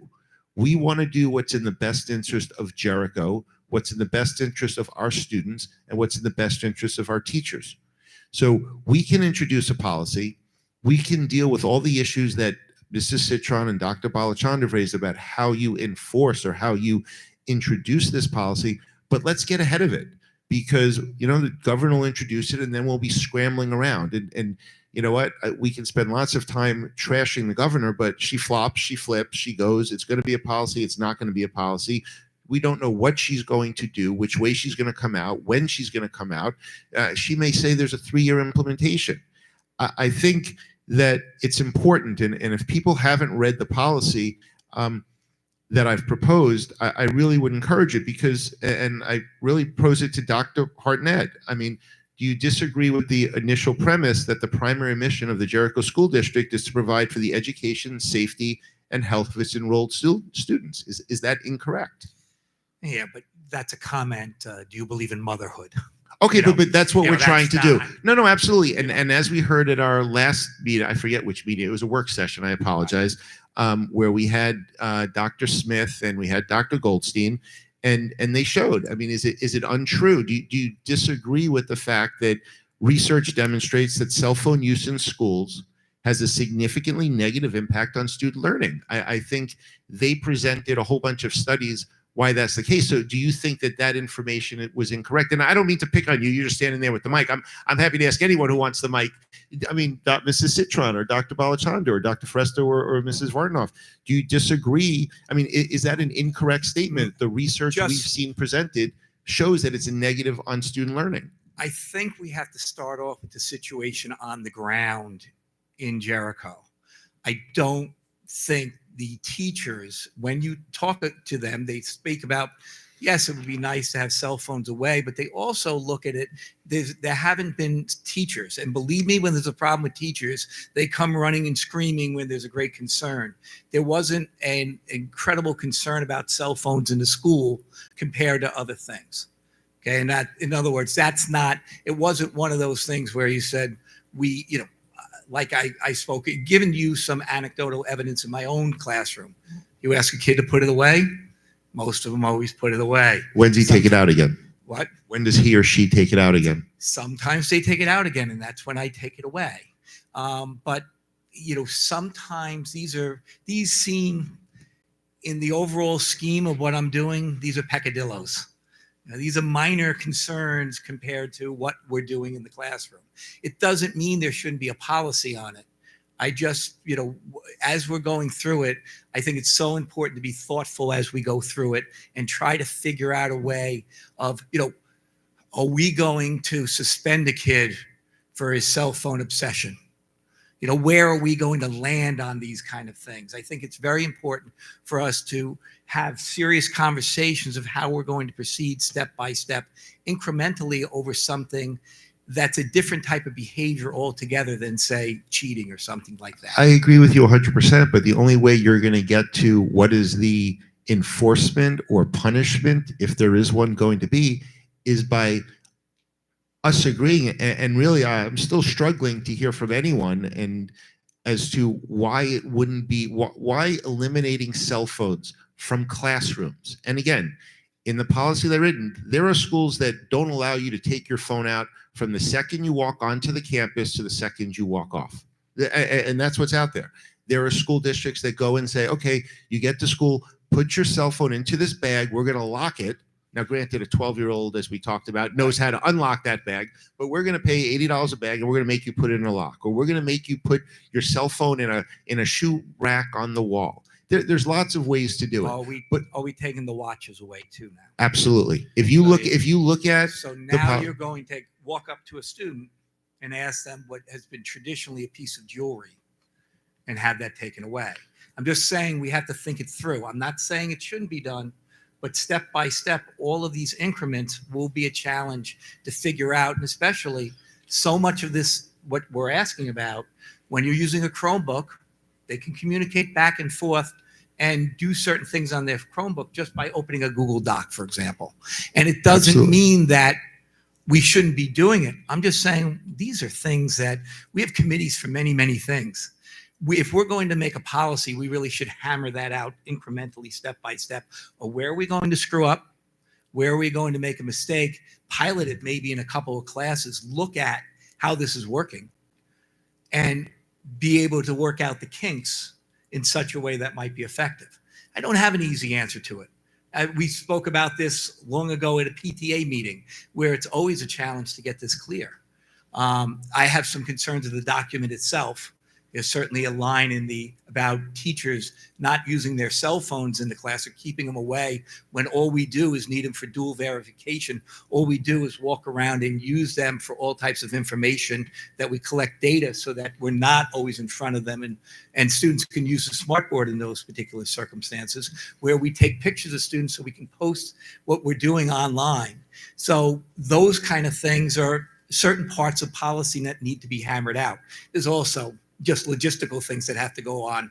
For example, the middle school day is extended on this list here, where I thought it ends at 2. It doesn't end at 2:45. 2:03. I apologize. No, I'm just saying that all I'm trying to say is we run it through a careful process. That's all. And you what you're saying is absolutely correct. Now let's start off because we often have this problem. Right. What does the Board of Education do? The Board of Education comes up with policies for the school district. It is then up to the administration, starting with the superintendent, down to every classroom teacher, classroom aide, to implement that policy. What I am trying to do here by introducing this policy, and clearly you've read the document, so you know it does deal with non-school issued Chromebooks. It does deal with watches. It deals with VR glasses or whatever new communication device is going to come on. The role of this board is to create policy for the district, not micromanage, not tell you this is what this should be. And I believe, and this is why I very carefully laid this out and said, our mission is the education, health, and safety of our children. As you said, that's like motherhood, that's fine. But that's my starting premise. My starting premise is let's maximize that. I've sat through lots of presentations. I've listened and read to lots of webcasts, podcasts, articles, scientific research that I only understood every 3 words, and layman's articles explaining why cell phones are bad in an educational setting. And again, not talking about elementary schools, but everybody wants to focus on the high school. During a class, when a teacher is in front of that classroom, in my view, based on the research, based on what we are trying to accomplish in Jericho, there is 0 reason for that student to be on their cell phone. And quite frankly, I understand what you're saying with the various things. And one of your, I think it is your wife, has a comment. But this... No, you're not allowed to make any comments.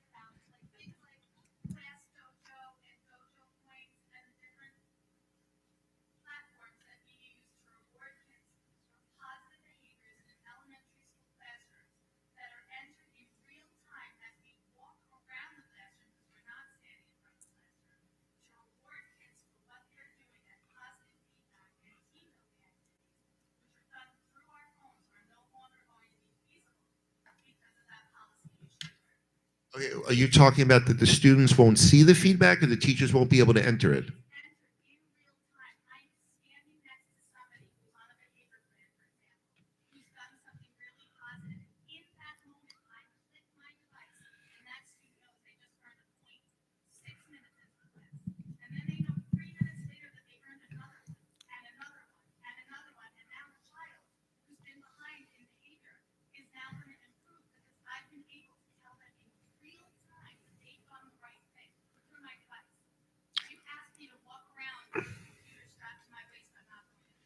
I'm just still trying to understand. Are you saying the student knows it because they see you enter it or because it pops up on their Chromebook?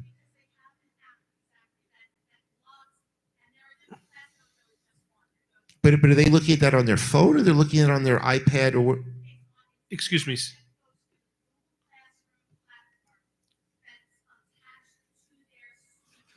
And by the way, they would see that because I'm not looking to take away devices that are school issued devices from children.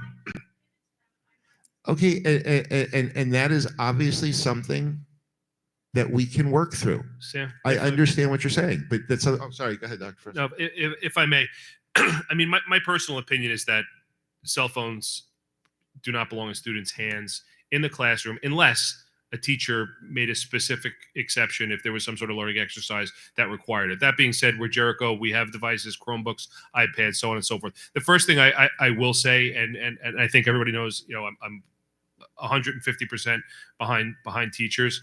I would only support something that excludes teachers. I think teachers need to be able to have a device in their hands for a lot of reasons. And if it's your personal device, it's your personal device. I think teachers are smart enough to know when it's appropriate to use a phone for personal reasons and when it's not. What I will say is I know we have two-way radios and we have intercoms, but you know, a responsible adult in a room with a communications device, I think, is always a smart thing. So again, I would support exclusion of devices for teachers. And if those devices are being used to award points or some sort of prize, if I may, for a student participating in a behavior plan, if we're talking about, you know, an elementary or middle school or even a high school student, I mean, that in my mind, that would be fine. What personally for me, what I'd like to see is students interact more with each other, interact, you know, more appropriately in the classroom, because I do think cell phones present a distraction. And I'll be the first to tell you, my own kids have, you know, in some ways, you know, participated in this by using a phone in a classroom, being told to put it away, you know, putting it away for a moment only to pull it out again and then have it confiscated by a teacher. I think we really need to get more feedback from teachers, from the students themselves. Sam, I think this policy is a good start. I think we're going to find ourselves coming to kind of some blended approach to this. I just don't know exactly what it's going to look like yet. Just one last thing. And first of all, I didn't think it was a bad document. I thought it reflected a lot of what we discussed in those work sessions. So please understand that. The one humble suggestion I would make is these people are going to be left holding the bag. So more than anything else, when you're going through and making this policy, I think it's so important for you to consult the administrators of what, I understand you're making policy, but as you're making policy, it's very important to start imagining what it's going to look like. So if you can consult them about what it's going to look like as you're drafting that policy, I think that would be helpful.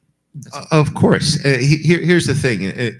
At some point, as you can do in anything where you have it, you can discuss it until everybody forgets about it. And this document, I appreciate the comments on the document. I appreciate the comments about Dojo. I get it. I understand what you're saying. It's, you know what? I don't know the answer on that. I don't know if the answer is you walk around with gold stars and you put gold stars back on the walls like teachers did 30 years ago. I'm not saying that. I'm saying that what I did here is I tried to take all the input that we got from teachers. You know, I've spoken to administrators about this. As I've said, I've spoken to other school districts, looked at the research. I haven't heard anyone really say that banning cell phones for students, I'm not going to get into the teacher part right now, or the faculty part right now, banning students from using or having cell phones out during class time is a negative. I mean, I'm waiting to hear someone put forward a reason why that's a bad idea. Forget about the implementation. Forget about that. Everybody believes that for the education, the research shows it's bad. For their social, emotional health, it's bad. For the word that I never heard up until a couple of years ago, because when I was a kid, it wasn't a problem, mindfulness, they're bad for mindfulness. So the idea that students should have cell phones during class, I think this should be a policy that we should be able to say, this is what we want to do. Yes, as Dr. Hartnett says, we'll have to tweak it. And yes, it will take effort by the administration and by the JTA members to enforce it. But I'm still struggling to hear someone tell me this is not the goal that we should be setting for our school district at this time. Waiting for the governor, why are we waiting for the governor to tell us what to do? We don't want her to tell us what we want to do. We want to do what's right for us. And this gentleman's, I guess, been waiting by the mic.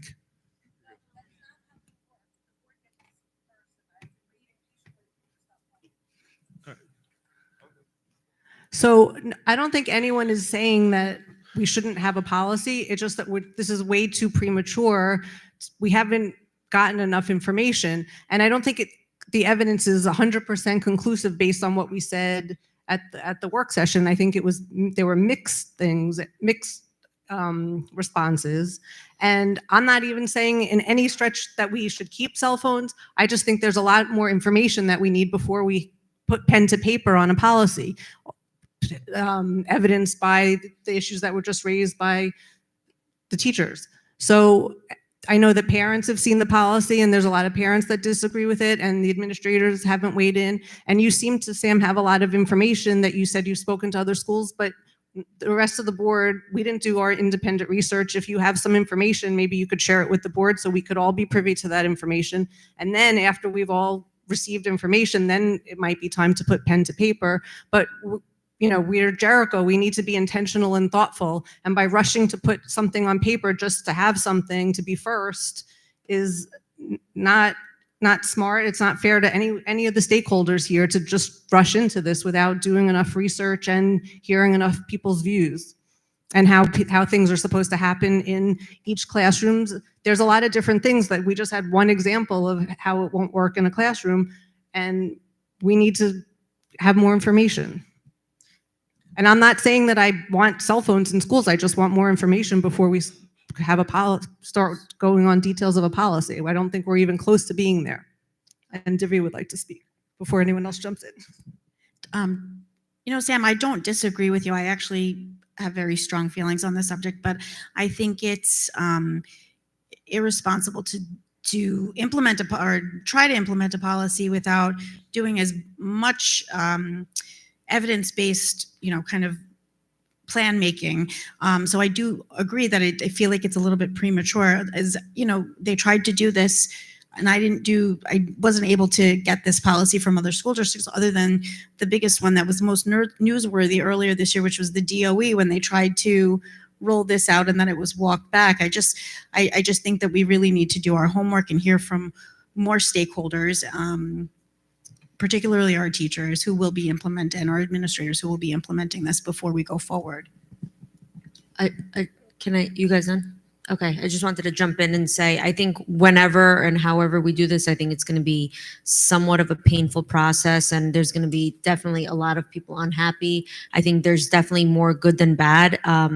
But as far as Jill and Divya, what do you guys think? Do you guys have specific data points or questions while we're discussing this that we can ask them, you know, ask the teachers, administration to do their research on?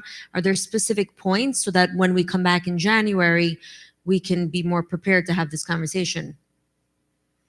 I think if we're going to talk about, you know, people's opposition, first off, you know, I'd like to get comments from parents because, again, you know, they're here.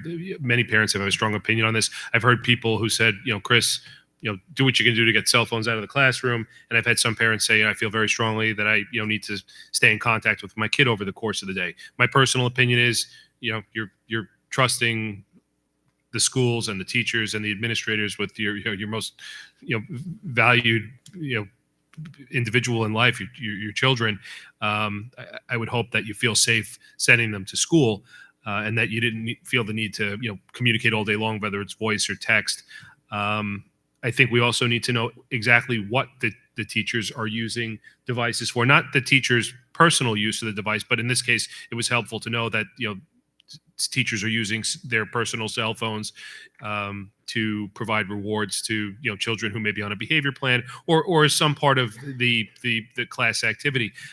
If there's specific examples of why a student might need a cell phone in a classroom, because again, I think any policy is going to probably have specific exemptions. I mean, I don't want to hamstring a teacher in being able to say, all right, fine, we want to use some app that may not be available on a Chromebook. And if you have a device, whether we're using it, if it works on an iPad, but there are some apps that are only available on a on an iPhone and or on a Google or an Android device. That's what I was looking for, an Android device or an iPhone. Again, I do have an opinion that I don't think phones belong in the classroom, but I don't want to handicap teachers from being able to use them if need be. That being said, there may be students who don't have a phone, and being asked to take out a phone in a classroom may, make them feel a certain way. like they don't have the device, may make them feel like they're at a disadvantage, and we don't want to do that either. So I think there's lots of arguments. I do think we're going to need to come up with a policy on this. I agree that I'm not necessarily concerned with what the governor thinks on this, because again, I haven't always been impressed with her decisions. But beyond that, and staying out of politics, I think we need to come up with something. But I think we do need a bit more information. So if we could get more information specifically from the teachers on what your true opinion is on cell phones in the classroom, how you're using them, if in fact you do want them and you permit them, or if there's reasons why you think they should absolutely, be removed from the classroom and only be provided, in a limited set of circumstances. With respect to the parents, I would urge you to reach out to us and give us your opinions, why you think your child should have unfettered access to a device during the day. I think it's going to be difficult to operationalize with respect to asking kids to take off their watches, unless we're going to, ask them to put the device on airplane mode or whatever. But again, then we're being tasked with asking kids to give up their phone, take off their Apple Watch, so on and so forth, Fitbits or whatever they're using. And I think we all have the luxury of parents currently they have kids inside the schools. I think we all have the luxury of communicating with them, but I think that we're going to be doing a great service to the students ultimately by taking those cell phones away. Chris, I agree with you. I think cell phone use has gotten out of hand, and I just think it'll be a really great thing for the teachers, for the students, for the parents. It will be less technology use throughout the day. It'll give them focus to the wonderful education that Jericho provides. And we're talking about this policy today because we spent the whole work session looking for the feedback. Right. I wasn't personally here. Sam did update me for that work session, so I do know what the feedback was, but I thought we were pretty ready for this policy today. I'm not sure why we're not ready, though I'm not looking to rush anything if people are feeling uncomfortable, but I thought that we're fully ready to have this conversation today, considering we had a whole work session. We had time for parents to give feedback. I think that people heard which way we might be headed as far as possibly passing a policy down the line to ban cell phones to some extent. So I'm not I sure. think there's been a paucity of feedback, though. I agree with you. I mean, we did have a work session. Yeah. I've only heard from a handful of folks. I can't speak for others with respect to what their opinions are on this. I mean, ban is a big word. It's, I mean, we don't like to, but it's no, right. I hear We're you. not saying the child cannot walk into the school with a cell phone. We're saying put the cell phones away during classes. we're not saying they're not allowed to walk into the buildings with cell No, phones. absolutely. So it's not a ban. I apologize if the word is No, too I'm not strong. trying. I'm just saying. You know, I don't know if we want to. If Jericho necessarily wants to be associated with a quote unquote Fine. ban. I do think cell phones are, need to be severely restricted. I see it in my own kids. They're just not present when their faces are buried in a screen. 100%. I see it when they're with their friends. When we were kids, we were interacting with each other, talking, playing, riding bicycles, whatever. These kids, you put them in a room, they don't want to go outside, and they sit there communicating don't through even wanna Snapchat. They're not socialize even with each looking at each other. other. And I also think it's disrespectful to teachers, to have a kid who's fortunate enough to be in Jericho schools, sitting in a classroom, being provided with this incredible education, and for them to dilute it by burying their face in a phone. So that's where I am on this. So what are we really asking for? Okay, we're I mean, I would just like to give some kind of specific feedback to the administration, to the teachers, whether it's Dr. Hartnett is going to put together another survey. What is there anything that we can do to help out? What information is needed to move forward with Can I some just add, sort of I think- policy? I think Chris brought up a good point earlier that there are some teachers that have their students use their phones for certain instructional activities in the classroom. And I think maybe we need to get our hands around that a little more. What are they being used for specifically, and why is that important? Well, The enforcement part is going to have to come from the administration to the teachers, to the curriculum associations, to the building principals. That's not really something I think the board should be discussing as far as what the disciplinary or punishment or anything. I agree. We don't play a role in that, but I think Correct. that it's important to hear that piece from teachers and administrators alike before we move forward with a policy. Look, in districts that have put this in, you get a warning. You don't listen to the warning, you get your phone confiscated. And this is one example. You get your phone confiscated that day. You get it back at the end of the day. Maybe you have to go to detention. I don't even know if we run detention anymore. Okay, Mr. Cummings is shaking his head. You go to detention. So now you've just wasted 40 minutes of your day because you spent 30 seconds or a minute or 10 minutes texting, watching movies, doing whatever it is you do. Next thing is there's call home to parents, and again, more detention. And it sort of escalates from there. And remember, we have really intelligent students. And I will forward the data to you from one school district that showed how enforcement time and enforcement phones getting confiscated decreased over time, and it was quick. And the second part is, I understand what people are saying. I appreciate Mrs. Vartanoff's comments where it's like, collect data. Well, let's give people some guidance as to what data it is you want to see, because from my standpoint, it's very clear. We're here to educate our kids.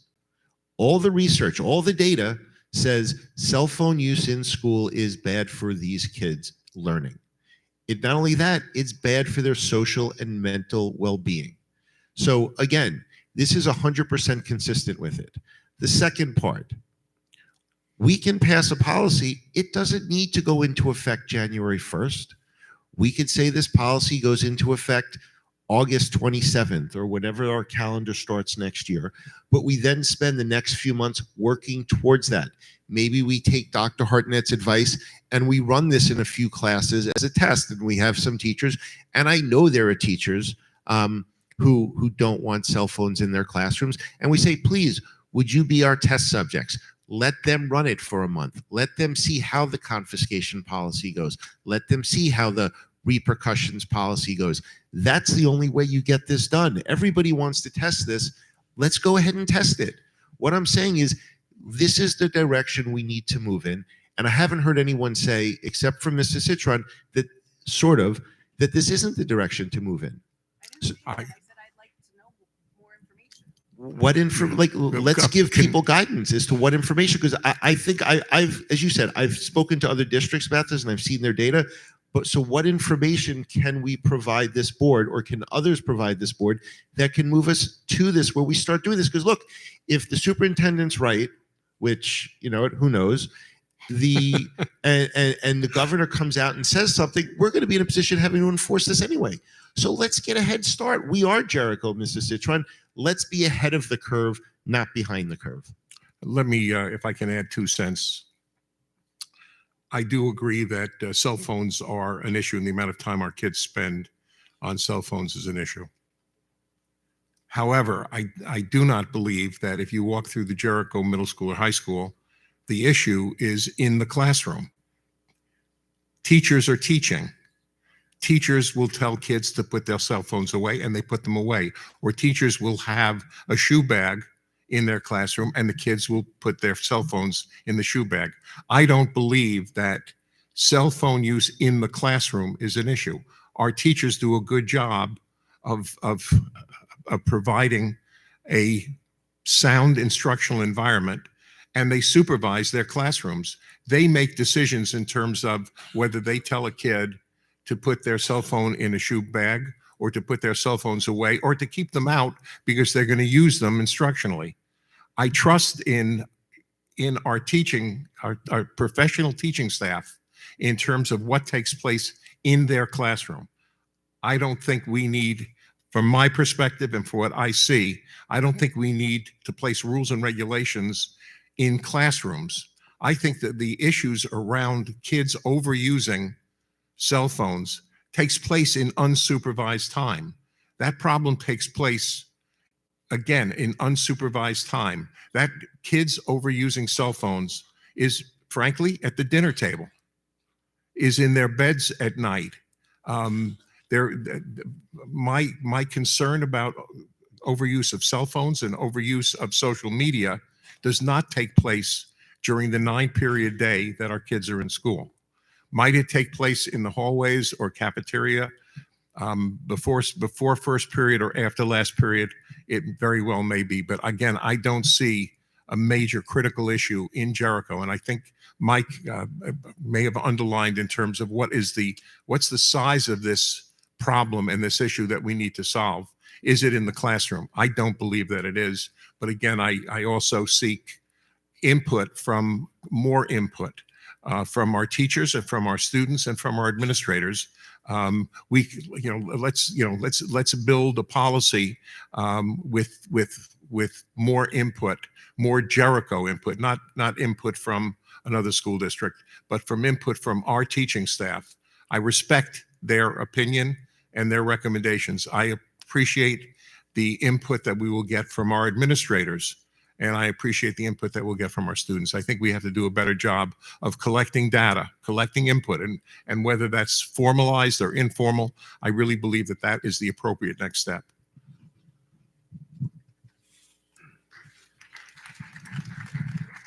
All right.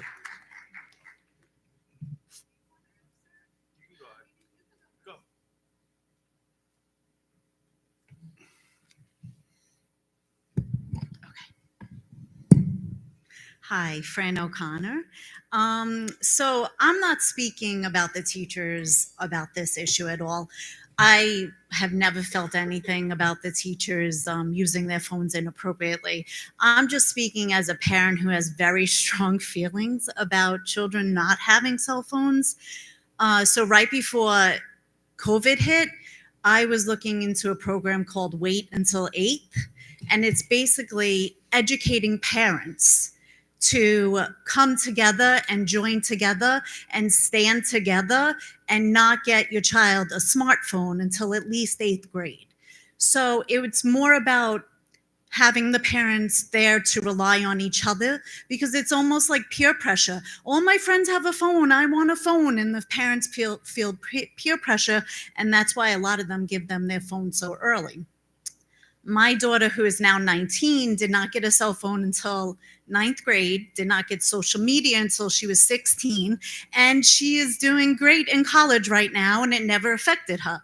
My current 7th grade daughter does not have a cell phone, and does it limit her sometimes? Unfortunately, it does. Just this morning, her first period class she walked into, and her class was not in there, it was a different class. They had to move because another class had to use their classroom for some reason. Everybody got the notification on their phone through Google Classroom. She is not opening her Chromebook at 7 o'clock in the morning, because we know the start time is so early, she's not opening up her Chromebook to look and see if there's any notifications. So yes, she didn't see that. Did she panic a little bit? Yes, but I raised her to be independent and to advocate for herself. So she went into the classroom and said to that teacher, "My class is not here. Where is my class?" And they told her, and she went to the classroom. So yes, it does limit her sometimes. However, I feel it's more important that she learn responsibility and that she doesn't have to rely on a cell phone, that she should be communicating with her peers. She should be talking. At lunchtime, she has lunch with friends who don't take out their cell phone and look at their cell phone the whole time. So it's the friends that she chooses to be with. So I do agree that cell phones should not be in the classroom, should not be in school, in my opinion, but I understand. I understand everyone's feelings on that. And I do know that with technology, I rely on my cell phone. I know a lot of kids do. I think it's about educating the parents. Like you said, when are they using it? At home in bed, at the dinner table. You go to dinner. Do you ever go to dinner and see how many kids are sitting there like this, and the parents too? And no one's even talking at the dinner table. That's like part of this whole issue. So I believe it's educating the parents. It's having the parents come together and be there for each other and letting each other know that, yes, I don't have, my children have a cell phone. It's okay. They're doing great. You can do that too. And it's also educating the children to be respected. Like Mr. Perlman said, if a teacher says, put your cell phone away, that cell phone should be away and should not be coming out again. That's all there is to it. So it's really about educating everybody involved, in my opinion. And that's just my opinion. Thank you, Fran. Mr. Bereni, did you want to say something? Is it on or no? I think it may be, actually. Okay. So, couple questions. Okay. Does it need to be closer? It sounds like it is on. Yeah. Yeah. Is it on? Okay. Sorry, Dr. Hartnett. Okay. Apologies. Where are these surveys shared? Do parents have access to these? The results that you're referring to? The results from that survey, I don't believe were posted online. Dr. Hartnett delivered them at our work session. He summarized them. We have not seen the raw data for it. I don't even know if there was a formal printed report prepared or he was just reading from his notes. He did. Is there any way that you'd be able to provide that to the district? Would you be comfortable providing that to the district so we could put it on the website?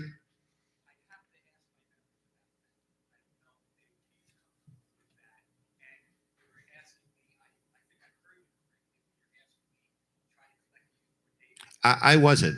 There are others who are. There are others who want more data. Yes.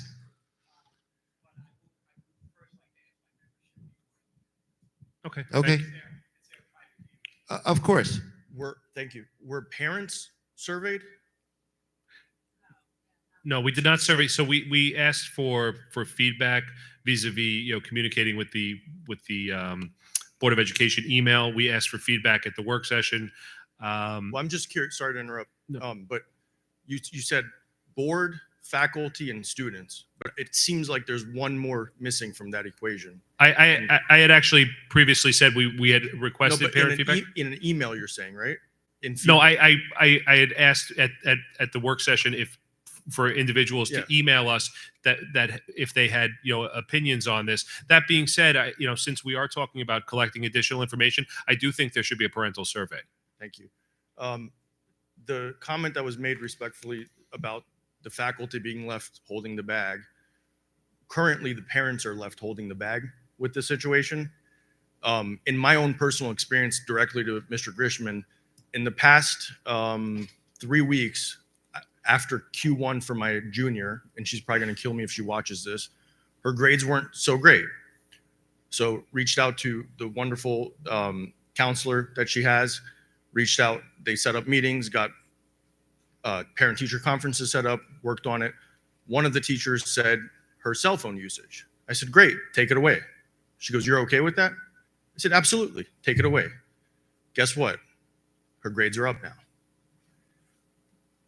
So, and I'm telling you from a parent, probably the most notorious parent in this community, I have every parental control you can imagine on my child's phone. I have every limitation available on my child's phone. My child's phone gets bricked at a certain time at night, so she can't sit on the bed and be on there. She gets an hour to 2 hours of Snapchat. She doesn't have TikTok. She doesn't have Instagram. And it's still a problem for her. And I'm controlling every aspect of it, probably to an extent that has fragmented our relationship, parent-child relationship.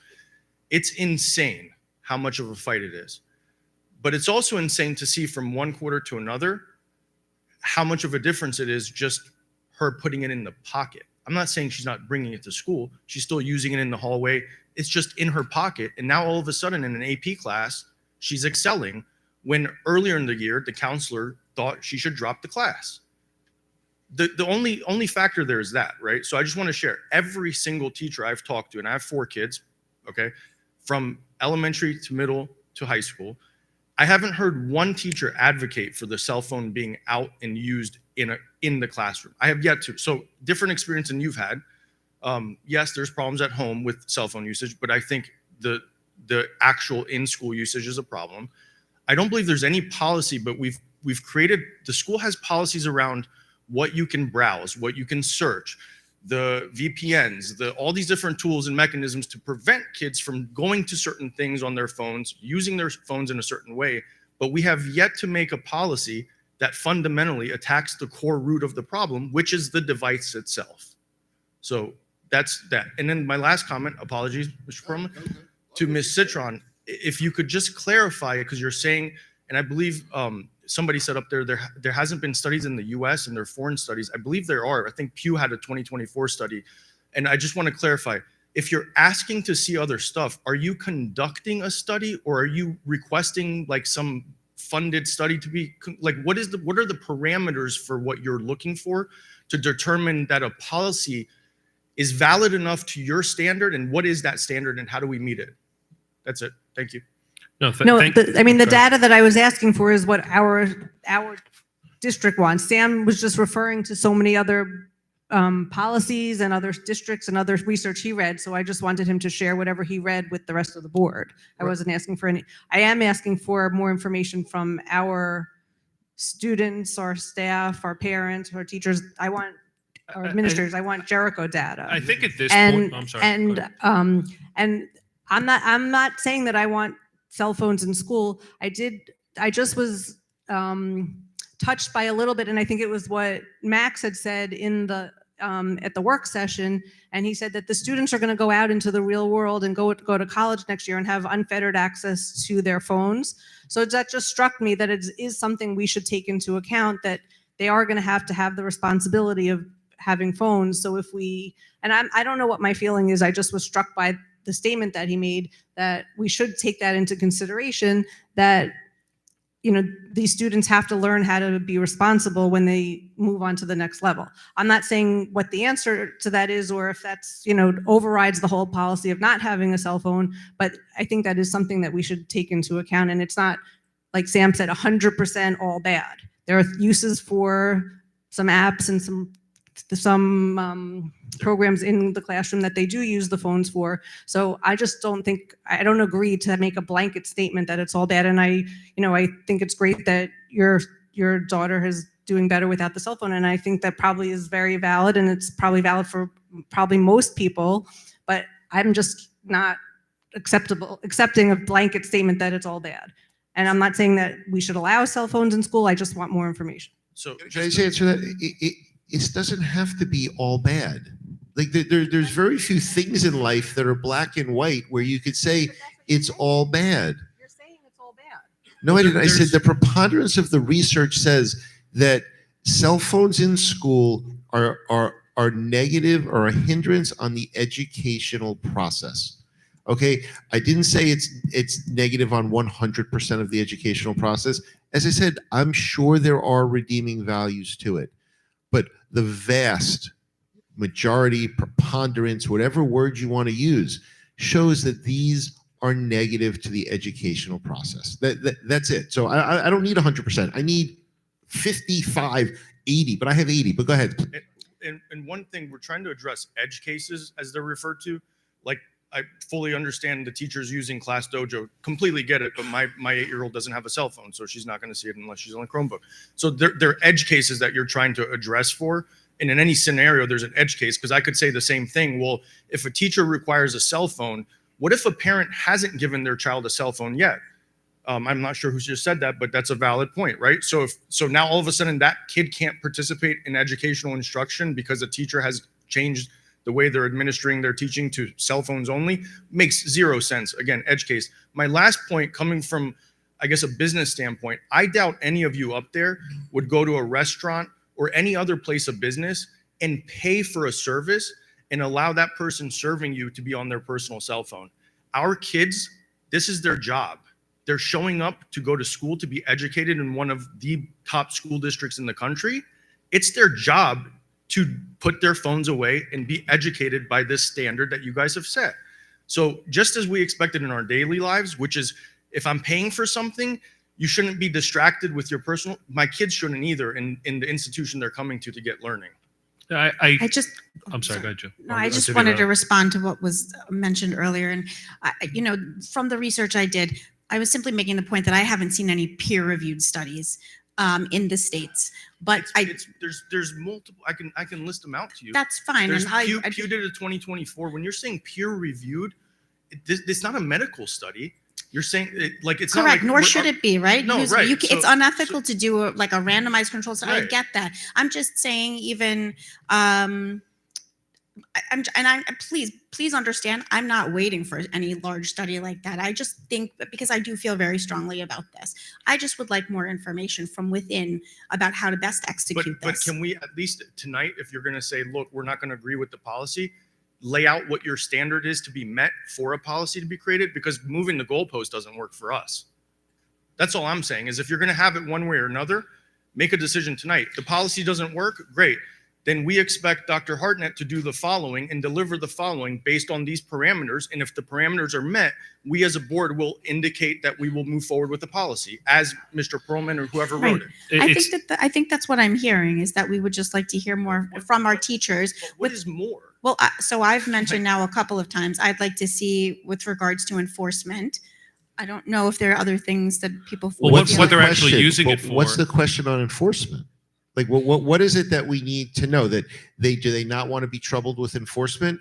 I mean, who else? Who wants something added to their job? I mean, the answer is going to be no. And you say Or someone how said, do they- let's poll students. What are students going to say? We saw that. We want to have our cell phones. Sam, not yes Shocking. or no, whether they agree with enforcement, more just how do they foresee going forward? Like I said before, from again, whatever I've read, that was significant concerns. A concern among teacher unions was just how to enforce without detracting from instructional time. And so I just would like more information about that before putting that upon them.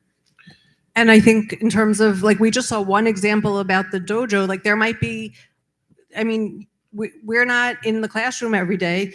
We're not in the classroom any days really. So I would leave it up to the teachers to say, what are the specific issues that come up that need to be addressed? So, I mean, we can't come up with the parameters because we're not there in the trenches on a day-to-day basis. The teachers are the ones that are going to know the issues. So I don't think it's right for us. I mean, I think that just that shows the fallacy of the policy without taking into account all of these issues that the teachers know about and we don't. First of all, the dojo issue is one issue, and that deals with the that deals with It's the fact. just one example. So It there deals could be with the many, fact- many more examples like that we don't know about, and you don't know about that because you're not in the classroom.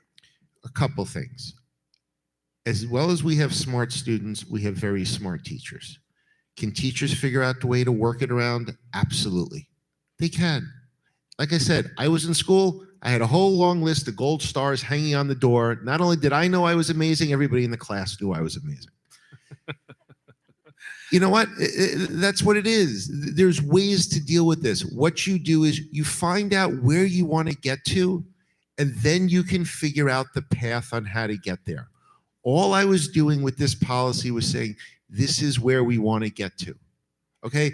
And, we have actually a fair number of parents here today. I know a lot of them came for other issues, but we've only had 2 parents speak, and not surprisingly, well, one's case surprising, I feel like they agree with us pursuing a policy like this. So if there are parents here who have an issue, who have specific concerns or wants to see specific data, it would be really helpful to hear from those parents. Just one moment before you you speak. I feel like this conversation would have been better had in the work session. We just didn't get this sort of feedback. No, I understand, but I mean, again, I'm not against the policy at some point. We've heard that the teachers potentially have more information for us. Mr. Barini asked about feedback from parents. Perhaps we just didn't give enough thought or allow enough time or provide the proper vehicle to collect that information. So I think it's pretty clear where many of us stand on this. Hi, I'm Yeah. Allison Edelman. I'm a Please. parent. A few things. First, Sam, what bothers me, one thing that you said is that we keep looking to other school districts and seeing what they've done already. And that's never been our view in the past. We do what Jericho wants to do. We don't care what the other school districts do. We do what's best for our students here. That's just first thing to say. The second thing, I did go to the work session. And I remember there were a few things from Dr. Hartnett's survey that we were questioning. The participation, how many they were. And part of the other thing was the grades the teachers represented, because there is a huge difference between the K-5 students where their cell phones are in their backpacks all day long, and then comparing it to a 12th grader who's off to college and should have some freedom or responsibility. I 100% agree that the teachers should control whether students use cell phones in the classroom. I don't think it's a big issue, to be honest. I think that our kids are respectful to our teachers, and the teachers handle it. If there's a problem with one kid, they handle it. That's just my opinion. The thing that's just not coming up tonight that you did also mention in your policy is cell phone use in the hallways that you were banning, having a phone call, a center for a guest parent, call center for parents to use, and also devices, which that concerns me a little bit too, because our kids, again, I'm speaking more to high school, some prefer to use an iPad, especially in math. Some prefer to use their laptop. Our kids have different freedoms and they're comfortable organizing themselves certain ways. Especially kids maybe with 504 IEPs, they rely on certain apps and certain things that maybe they can't always get on their Chromebook and they use in their iPad. So I think that should be a part of the survey. Look, I appreciate all those comments. I think when I said look at other districts, I was simply talking about implementation. That when Mrs. Citron talked about how do we do this, I said we are not creating the wheel here. There are other districts we can look at and pick and choose how they do it for implementation. In no way am I saying do it the way this district does it, do it the way that district does it. When I said look at other districts, I was also saying look at how cell phone use or enforcement and the time it takes for faculty or administrators to deal with that, it declines substantially over time, over a short period of time. That's what I'm talking about when I say look at other districts. As I mentioned earlier, participation in a survey. And Dr. Hartnett, correct me if I'm wrong, I believe you said your participation was close to 60%. Dr. Sundberg, 60%. Would you say that's a good number, an okay number, or an outstanding number for a survey? Thank you. So I appreciate the comment that there was only, but I mean, when we had a survey over what we wanted,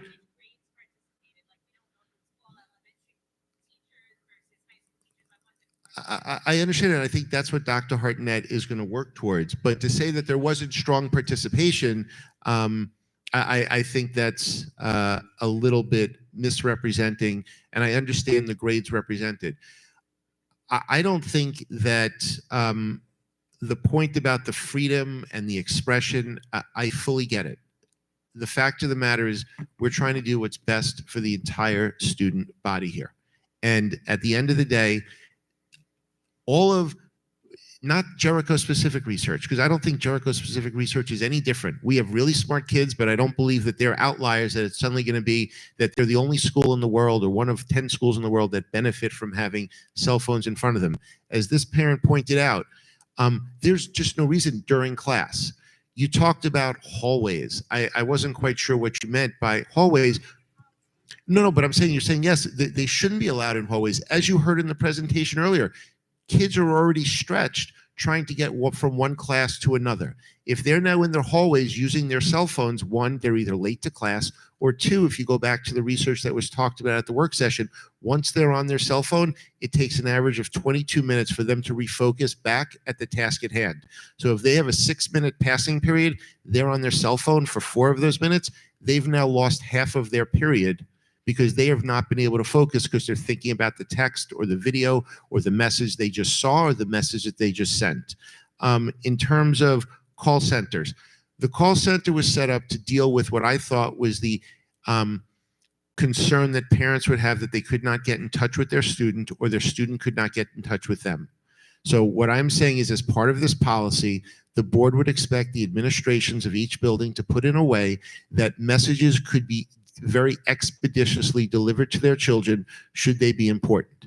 If it's, oh, I'm picking you up at 4 o'clock instead of 3:30 and it's only 10 o'clock in the morning, the kid will get the message by 4 o'clock.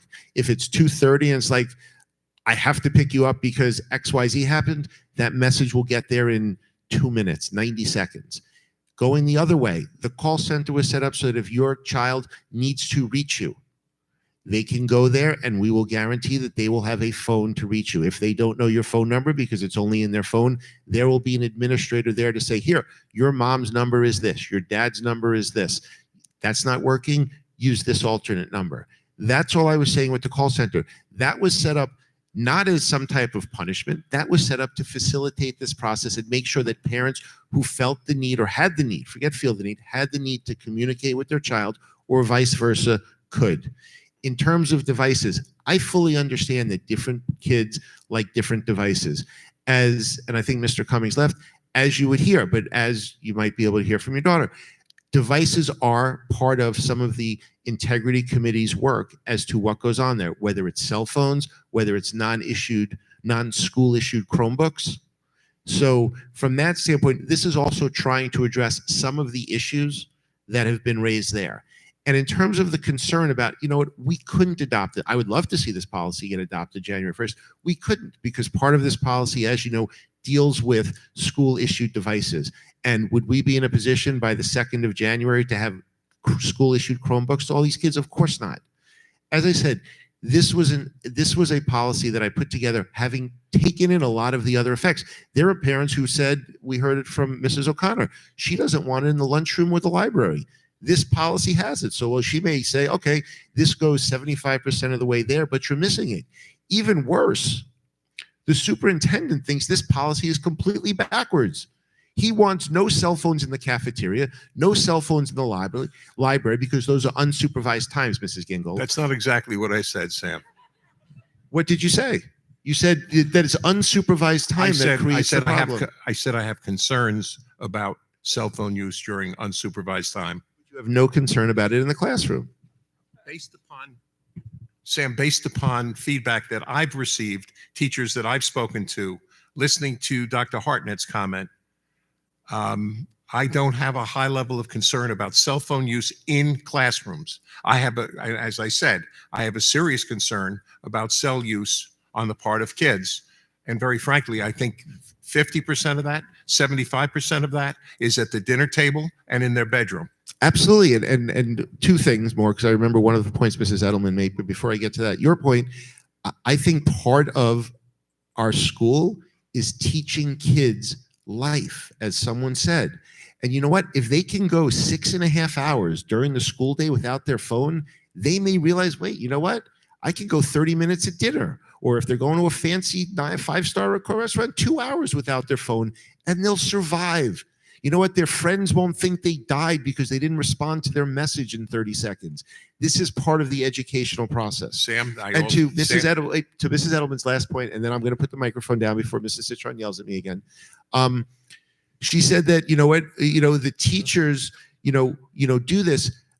And Dr. Hartnett, and we talked about this in the work session. Not every teacher is as bold as Dr. Hartnett, who's an amazing teacher, and willing to be the bad guy. There are some teachers who are hesitant to say to the student, do this. there are teachers who are hesitant to say, you know what, I caught you watching your phone again. Because there are kids who are watching movies in class. I'm not trying to tell you something. If you don't know that as a parent, know it. There are kids that do that. I'm not telling it's your kid. I'm not telling you it's my kid. There are kids doing that.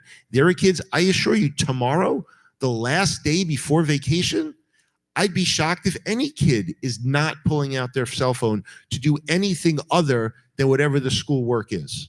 So I still struggle with the idea of why we're not trying to do this. And look, I'm very happy that I put forward this play because this got to a conversation, as Dr. Fresco said, that you wish we would have had at the work session. 100%. We didn't. Here we have a policy, and I still am waiting for someone to tell me where it's wrong. I've heard we want more information. I haven't heard what we want. I think it's like I said, I do think there's going to be a blended approach to this. I think we're going to end up dealing with this in one way or another. That being said, I would like more feedback from the teachers. I would like more feedback from the parents. I propose, just one moment if you don't mind, I would propose that we get a surveys out and into the community for the parents, and I would ask Dr. Hartnett to repoll the faculty, and hopefully we'll have some additional information to continue this conversation at our next board meeting. So what's the date of our next board meeting? Or a separate work session where we just talk about cell phone. No, we did that already. No one came. Here we have people. But again, we've been discussing this for an hour. I don't think we're going to, drive this home tonight, and that's fine. I mean, the conversation is more important at this point. Let's get a survey out. Sam, do you want to help craft the survey for the parents? Everybody hates my idea. Mrs. Citron and Nobody Dr. Balachandra. No, Mrs. Citron and Dr. Sam, we did Balachandra. not say we hate your idea. We're just I'm not joking. ready. No, but I'm We're saying, not but I'm ready. saying, We're I just not ready personally, to do. We want I more personally, information. okay, I have all the information that I personally need. So if there's more information, Mrs. Citron and Dr. Balachandra would be more suited to constructing that, simply because I don't know what information people are looking Again, for. I believe Sir, that we can ask. I'd be happy to help work on a survey.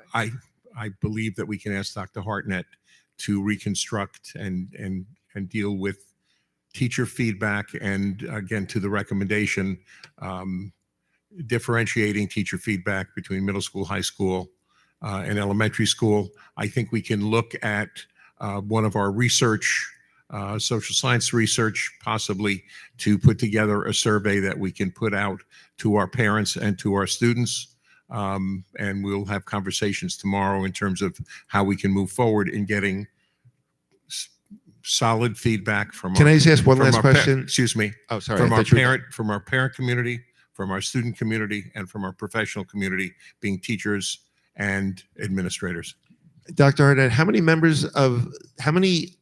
elementary school teachers are there in the JTA? And how many middle school teachers? 90, and high school? 120, so 240, 330. Okay. Thank you. So we will get these surveys done. We'll get them out. We'll get this on the agenda for the next Board of Education meeting. I look forward to continuing this conversation.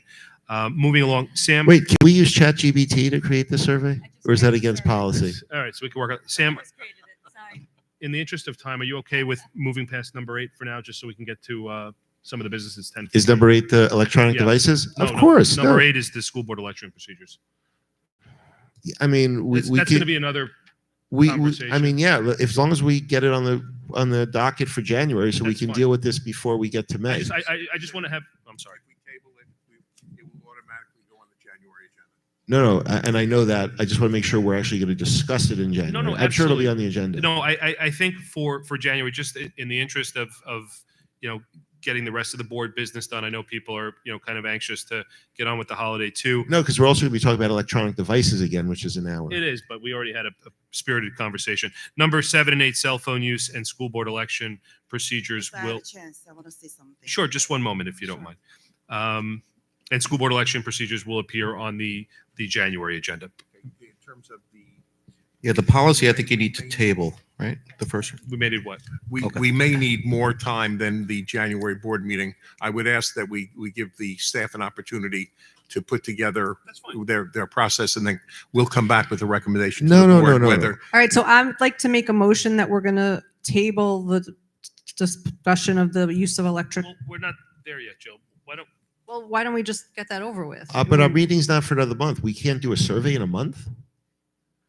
Like, No, I'm saying to table the policy that's part of Well, the we're agenda. going to get to that. So we are, no, but we're just talking about, like, the superintendent said that we're going to push it off to February. You know, this is the problem. This is why I wanted the Sam, policy I on didn't here. say we'll push it off to February. What I'm suggesting is giving administration an opportunity to meet with staff and see what a realistic opportunity, a time frame is for the teachers, for us to get a survey out and back from our parents and our students, and us to come back to the board. We will do it as expeditiously as we can and get it on either a separate agenda or the January agenda as quickly as we can. Oh, okay, so we'll be on the latest of the January agenda. That's fine.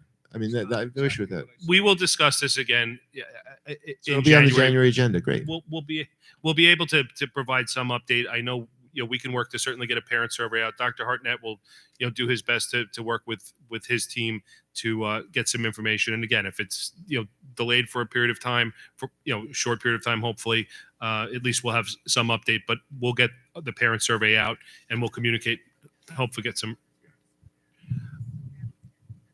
It'll probably be a link off the website, but we'll have to look into that. And we'll let the parent community know. Again, some people have a feeling that speed is more important than accuracy, and receiving as much data as we possibly can. I strongly recommend that we move ahead as quickly as we can, but I want to make sure that we give an opportunity to all parents to have enough time to receive a questionnaire and get their feedback. I want to make sure we do the same thing with our students, and I want to make sure we do the same thing with our teachers and administrators. I just want to Okay, make can sure. we just I add would the rather, idea- excuse me, I would rather make sure we do it right than do it quickly. If we're doing that, can you please make sure the survey deals with all the all the parts of this policy, specifically non-school issued devices? So I don't want to come back and say, okay, we're getting rid of cell phones, and then someone says, well, everybody who has an iPad or an iMac is able to use their thing, but I'm not able to use that because I have my Chromebook. So it's got to be a comprehensive approach, because I think everybody agrees if we get, I shouldn't say that. I think I heard a consensus that if we get rid of the cell phones, if we limit usage of cell phones, we have to limit usage of non-school issued devices. Sam, if there's some, as we're putting together a survey, if there's specific components that you want to ensure that are part of that, please send us an email and we will take into account your recommendations. Thank you. Please. Yes, I have been attending the meeting many Can you just times. come a little closer to the microphone? I'm Yeah, sorry. I have been attending the meeting for many times, and you guys did talk about the issues about using the cell phone. But I want to say this is obviously it's a bad idea to let the kids bring the cell phone in the classroom. The reason why is like, have you guys heard about the Roblox? The Roblox? Game? Yeah, the Roblox game. All right, this game. All too well. I know Roblox. Well, Roblox game was released in 2006, and due to the COVID-19, there's so many users they play these games, and they push the Roblox game on the marketplace. So the Roblox is on the market. They have a it's on Robux is one of the stock biggest market. currencies out there right Well, now. Yeah. however, yeah, there are so many users, and then so the kids can easily install the app through the phone. So I'm pretty sure 99.9% of the students, they can access the phone and then play the Roblox game during the school, during the lunchtime. So it's gonna be out of control. So I'm here, I'm just wanna address this issue here, because you guys talk about, oh, what's the bad things about the remove the phone? Okay, some people were saying, okay, we shouldn't remove the phone, but I'm just saying here, the Roblox game is gonna affect the kids' study. And then for this point, I'm with Sam. We just need to remove the phone from the kids' hand. When they're in the classroom, they need to focus on the academic. That's it. Yes. Yep, that's it. That's all we need. All right, thank you. Thank you. Oh. I think the one thing I would definitely vote for right now is to ban Roblox, but that's I don't even want to tell you how much money I've spent on Robux. It's that game is addictive. It's also it's a vehicle that kids can communicate inappropriately with each other. So I'm totally with you on Roblox. And listen, again, not to belabor this because I really do want to move on. I think we're all acutely aware of the I don't want to go so far as to say dangers, but the negative implications of cell phones in a classroom. And in fact, if students are distracting themselves with them, we need to figure out a way to kind of center them and remove them from the devices and have them pay attention to the teachers, because that's why they're sitting there. All right, thank you. Moving on, opportunity. Did we actually table Sam's? No, we're gonna get to that. Okay. Opportunity for the public to be heard. Please note, if you'd like to make a comment or ask a question, please tell us your name and affiliation. If you are representing a specific group, if you would like your statement to be included in our board minutes, you must hand in a written copy of your remarks to the district clerk, Victor Manuel, immediately before speaking. As always, public discussion on matters relating to staff and students at which their reputation, privacy, or right to due process, or those of others could in some way be violated, is prohibited. With that, Dr. Hartnett.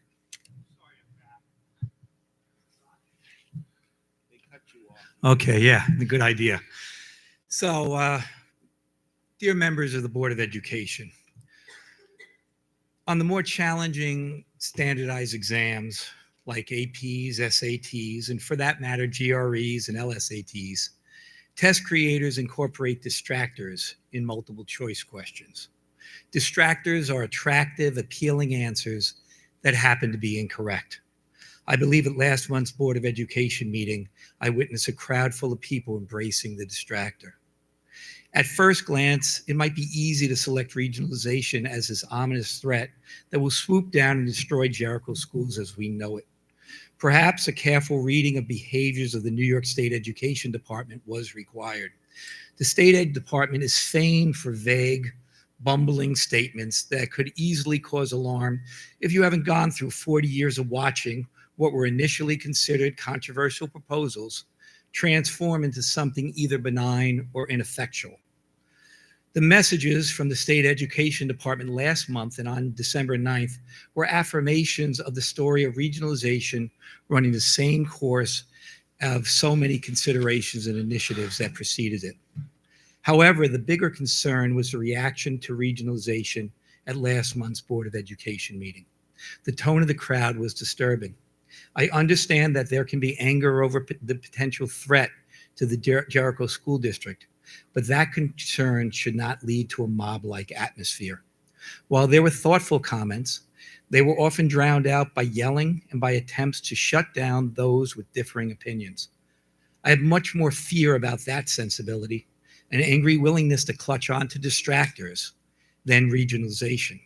I've seen my home district, Locust Valley, toss away good money that could have been used to help its students, instead frittered away on grandstanding lawsuits. That the boards of Locust Valley and Massapequa led the charge on regionalization fight should give us pause.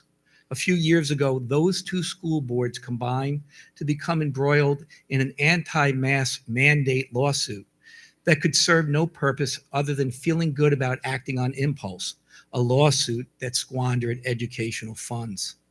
I invite you to get away from the distractors. Take a look at the scores at Locust Valley and Massapequa. Compare them to Jericho's. Decide if those are the districts you want to follow. I happen to live in Locust Valley, as I said. I've witnessed the deterioration of that district through the board's creation of an unstable, educationally compromised environment, one that has led to departures of key staff. I speak from my own personal experience and fears. I witnessed superb, dedicated teachers there, and a few of the more experienced administrators who decided to hang on in Locust Valley, nobly pushing to maintain the high standards that once were the norm. I invite you to look at school data and rankings about how close to Jericho in quality Locust Valley was in 2012 and where the district is today compared to Jericho. What happened to that school district? The Board of Education clutched on to distractors. I urge the Jericho Board of Education to not follow a similar path. The seductive narrative is to say the reason the state education department put out their clarification is because it buckled under the intense pressure you have put on them. That's a narrative that makes those involved feel vindicated. Still, I invite you to study history, to study the clunky way that the state education department has introduced initiatives and what signs exist when an initiative actually does have steam or does not. And what did we lose in the process of this somewhat uncivilized Board of Education regionalization meeting? That meeting transformed the school into a place it should never be. Schools, particularly elementary schools, are sacred places to us who work in them. They are sanctuaries, welcoming places that foster calm, reasoned discourse. To us, such an environment is the ideal path to attain higher order thinking. Such an environment provides stability to build from simple, compact concepts to complex ones. It is an environment that makes us less prone to jump to the distractors. Distractors are often designed to appeal to emotions and baser instincts. The better we embrace the sanctity of the school, the less likely we are to succumb to such distractors. When it came to the question of whether the administration and the Board of Education was against regionalization at Jericho, I witnessed a crowd that would not take yes for an answer. Make that 6 emphatic yeses from the school superintendent and from the 5 Board of Education members. I cannot imagine potential superintendent candidates were impressed by such a display. I urge the members of the community to embrace the inclusive and thoughtful approach that has led Jericho's success for many years. At last week's work session, a question was asked by a board member about what evidence exists of how our approaches towards 3 to 8 testing in math and English lead to greater achievement. The questioner did not consider success on Regents exams as a strong indicator, since he viewed them as a bare minimum for the district. While I would not underestimate the value of the Regents exams because they measure and confirm broad foundational skills, I will say that a clear sign of higher level achievement is Jericho's position on the AP honor roll. That is where our 3 to 8 testing approach leads us. On that honor roll, we are not at the bronze, silver, or gold level, but at platinum, the highest level. But what I believe is much more important is, along with the platinum ranking, is our receiving the AP Access Award, a rare achievement, even rare at the platinum level. This Access Award honors schools that demonstrate a clear and effective commitment to equitable access to advanced classes. That means at Jericho, we push to find a way towards achievement for all students. By the time I arrived in 1993 here, the district had already had open enrollment policy for all AP classes. This extraordinary overarching philosophy in Jericho schools informs everything teachers and administrators do here. We meet the students where they are and seek to raise their ceilings. We are deeply committed to your children, creating an environment where they can grow not only academically, but also socially and emotionally. That success only comes in an environment of kindness and comity. And yes, one of the essential lessons of the Jericho classroom is how to address those distractors in order to achieve success. In my own life, I've chosen distractors instead of searching for the better answer. Indeed, on every journey, getting past the distractors is a process. So let me return to where I started. Considering regionalization as a distractor from the business of spending our time and resources on our constant quest to improve Jericho schools. I asked the Board of Education members to think quietly and thoughtfully before they pour money into legal action. Funds that could be used for programs that could continue to build on Jericho's rich and enriching legacy. Programs as simple and valuable as, say, elementary school clubs. Indeed, keep your eyes out for the distractors. As we all know, the result of picking the distractor is clear and simple. Your score goes down. Thank you for your time. Thank you, Dr. Hartnett. Anybody else like to speak?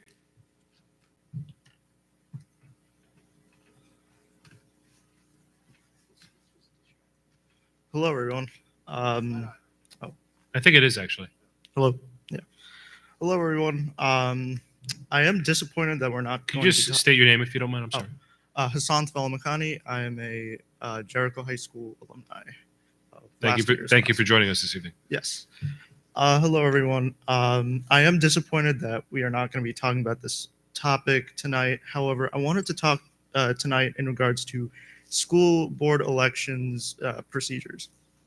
One of the things that I thought from last year's election that I think we need to implement this is where high school seniors who are 18 can have an opportunity to meet the candidates at the tent outside the Sam Springer Gym. I think this is very important, especially for students who are not aware of the election that is going on.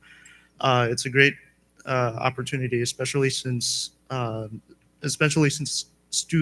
teachers encourage students during their class periods to go to the Sam Springer Gym to go to vote. And I think this is important. I would like to see this implemented, or try to see if we can implement this for next year's election. Thank you so much. Thank you. Anybody else like to speak? Sir? Hi, my name is Brian. Sorry, again, I will go back to the regionalization plan. Currently, as I know, there are 20 school districts has on the Article 70A with the coalition. My question is, are all those school districts sign the same retainer agreement with the same law firm?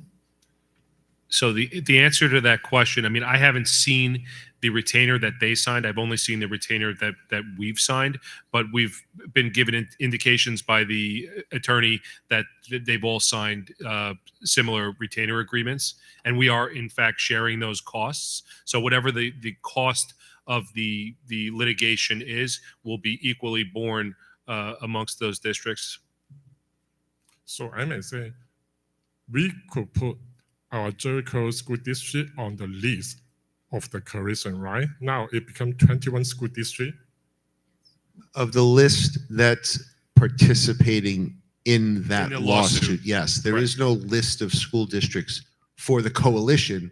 There's a list of school districts that are participating in the litigation. And there may be additional, and that list may grow. And if that in fact happens, the cost borne to the Jericho School District will subsequently decrease. Okay, good. So thank you very much. Yes. Would anybody else like to speak? I just wanted to respond to Hassan.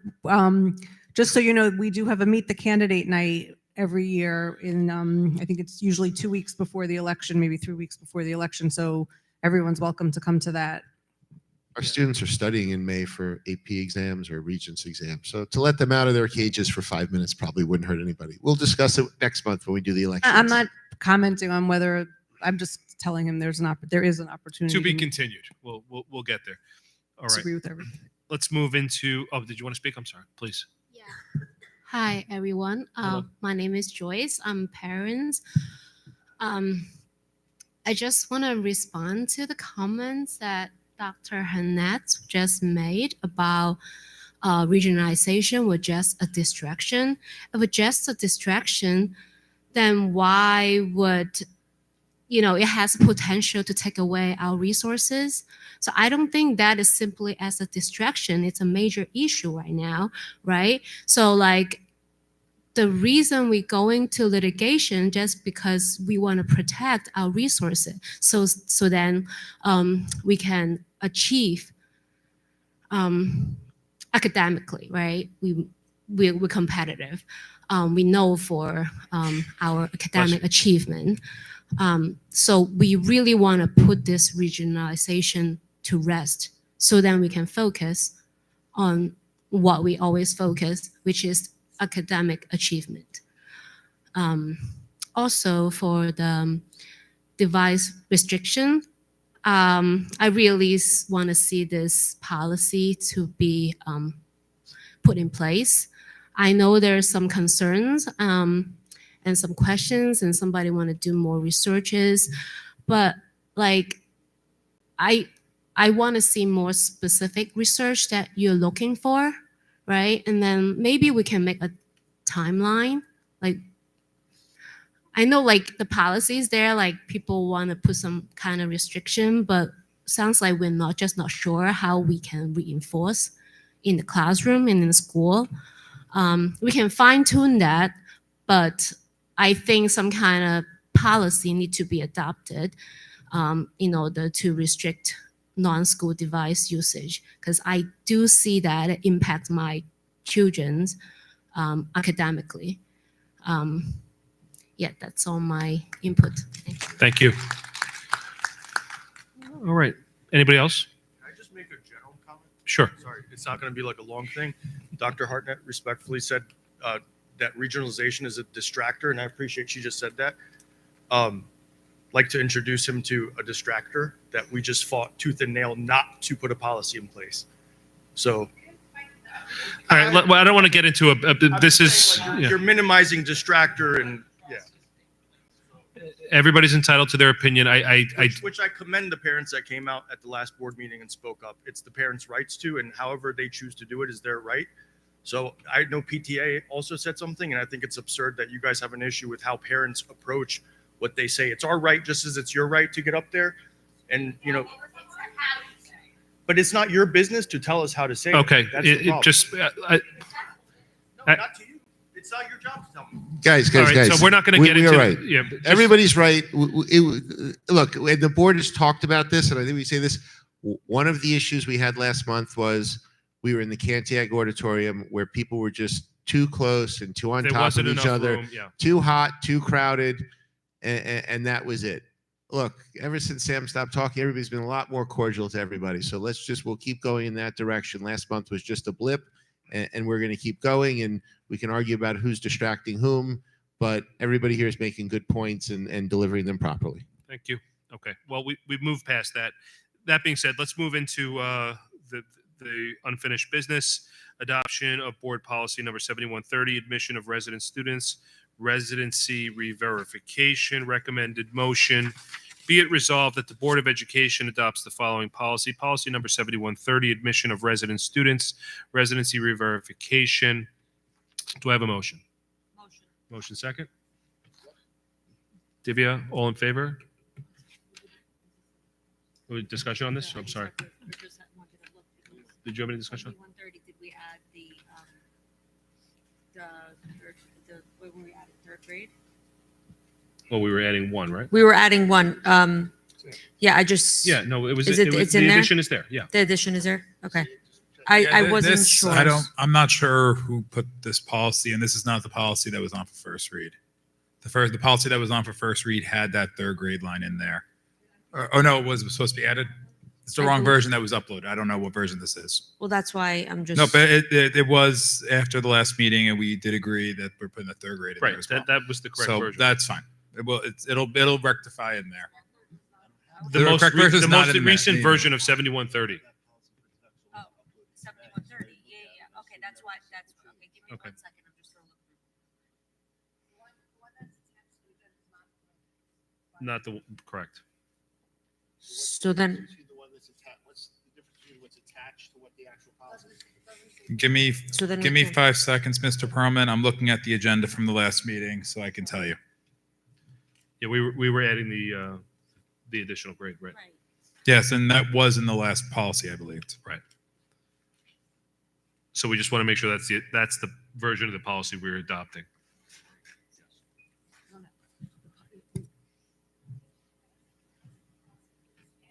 Correct. Yeah. Is that correct, Steve? But it wasn't. I was adding third grade. Okay, it's just got to be added third grade. Yep. Then- So we're adopting this policy Yeah. with the third grade added. Yep. We have to edit. You have to add third grade. We pass it or. You will be if you. It was approved after the first reading. Correct. So Okay, when you so- approve So it we'll- today, so it'll it be will have updated the after. third. Okay. Okay, so this is all in favor with the addition of third grade. Yes. All in favor? Jill? Unanimously carried. Thank you. Adoption of Board Policy 7131.1, Attendance Zones. Recommended motion, be it resolved that the Board of Education adopts the following policy, Policy 7131.1, Attendance Zones. Do I have a motion on this? Jen, second? Sam, discussion? As I'm looking at this policy on the first page, you can remove the phrase. It said the first sentence is the Board of Education effective September 1996. We can remove the phrase effective September 1996 at this point, if the board's okay with that. Are we good with that? All in favor with that change? Jill, Divya? Divya? Unanimous, thank you. New business. Acceptance of donation. Recommended motion, be it resolved that the Board of Education accept a donation of $1,205.75 from the Jackson PTA, who respectfully requests said funds be used for the BOCES Arts in Education program at Jackson, Journeys into American Indian Territories, on December 2nd, 2024. It's a very generous and kind donation. Do we have a motion on the donation?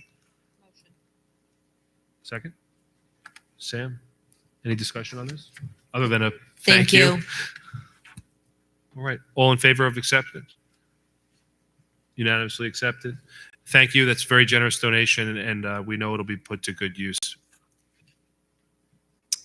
Acceptance of Assembly Grant in Aid Letter, whereas on December 4th, 2024, a grant in aid of $100,000 has been apportioned to the district from the State Treasury in support of the general expenditures of the district, and now therefore be it resolved excuse me, that upon the recommendation of the superintendent of schools and pursuant to its authority, pursuant to Education Law 1718, subsection 2, the Board of Education hereby accepts the aforementioned grant in aid from the State Treasury to be used to support the general expenditures of the district. Do we have a motion? Jen, second. Divya, discussion? With a thank you. With a thank you, of course. Yes. All in favor? Unanimously carried. Acceptance of first reading board policy, use of electronic devices during school hours. First reading, recommended motion, be it resolved that the Board of Education accepts the first reading of the following policy, use of electronic devices during school hours. I believe we said we were going to table this. I will second that motion.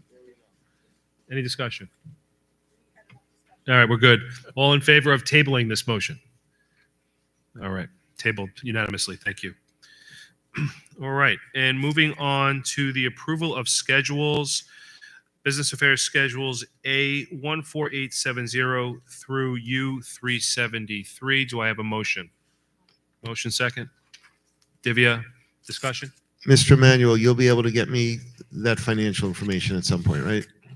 On those specific questions? I don't know if you want to go through them now or... It's up to you, whatever you prefer. I mean, if we could just bang through them this way. Sure. All proper. The first item, $812, what was the event for, was staff recognition Okay. evening. HMB Consultants is $6,000 per year, $600 per month is the payment schedule. 600 per month, 12 months or 600 per month? 10 months, Thank 6,000 you. total. The program in South Wales, what you saw there was the total district expense. It was about 2,000 altogether. Okay. I'm going to skip number 4 for a moment. Renew contracting. More than half of that was for the generator replacement, and the balance was for outstanding payments from the summer work bathrooms district-wide. So half and half. Half, Yeah, half basically, yeah. remediation, half new construction. Okay. The number 6A, an explanation for the 10% drop in lunch sales. Actually, lunch sales increased year over year. Monthly sales will fluctuate because depending on the school calendar, October this year could have 20 days. Last year it may have been 22 days. So there will be fluctuations in the month to month, but the overall sales year to date are higher than, are higher than last year. Not in the page I'm looking at. Wait. I'm looking at sale of lunches. There's some ancillary income. So if you look at year to date total income. I know, I'm not looking at total income. I'm looking at sales of lunches because total income includes Well, if you look some at other sale. reimbursement earned lunch, the third column, that should be included in sale of lunches also. So you have 18,000 more in that versus 9,000 less in the other one. So overall, it's an increase. Wait, say that one more time. Sorry, guys, we're talking about lunch, how much we're making or losing on lunch. Go ahead. You were saying If you look at the third item under there, which reimbursed lunch. Yep. is reimbursed lunch, that increased by 18,000. The sale of lunches above that decreased by about 9,000, but overall it was an increase. I'm And if you looking look- at October's report that was in the package. I have sale Oh. of lunches, the first line going down by 12,000. You said year over year. You didn't say for October, but Oh, okay. for October, like I said before, there could be, based on the calendar, actually, if you look before, was one last extra year, day. there was There was one 21 extra days. day. This year, there was 20 days. Yeah. And yeah, Okay. I mean, it is what, so we don't think there's any issue with sales at this point. I do not, no. Okay. That was the gist of the question. Inventory. The inventory item 1, why is inventory school always 0? Because it's not our inventory anymore because we have Aramark, it's their inventory. The other 2 items I will need to follow up on. Okay. Our labor, why is our labor up 60% for the month? There are 2, so there's 26 payroll checks in a fiscal year, July to June. And in that, there are 2 months where there are 3 paychecks instead of 2 to add up to the 26 total. Perfect. Okay, so depending on the year, this year, there were 3 payrolls in October. Last year, there were 3 payrolls in September. Understood. All right. Why did the full fringe of benefits year to date hit the P&L in the month?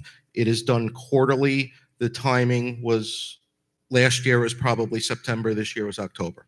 Thank you.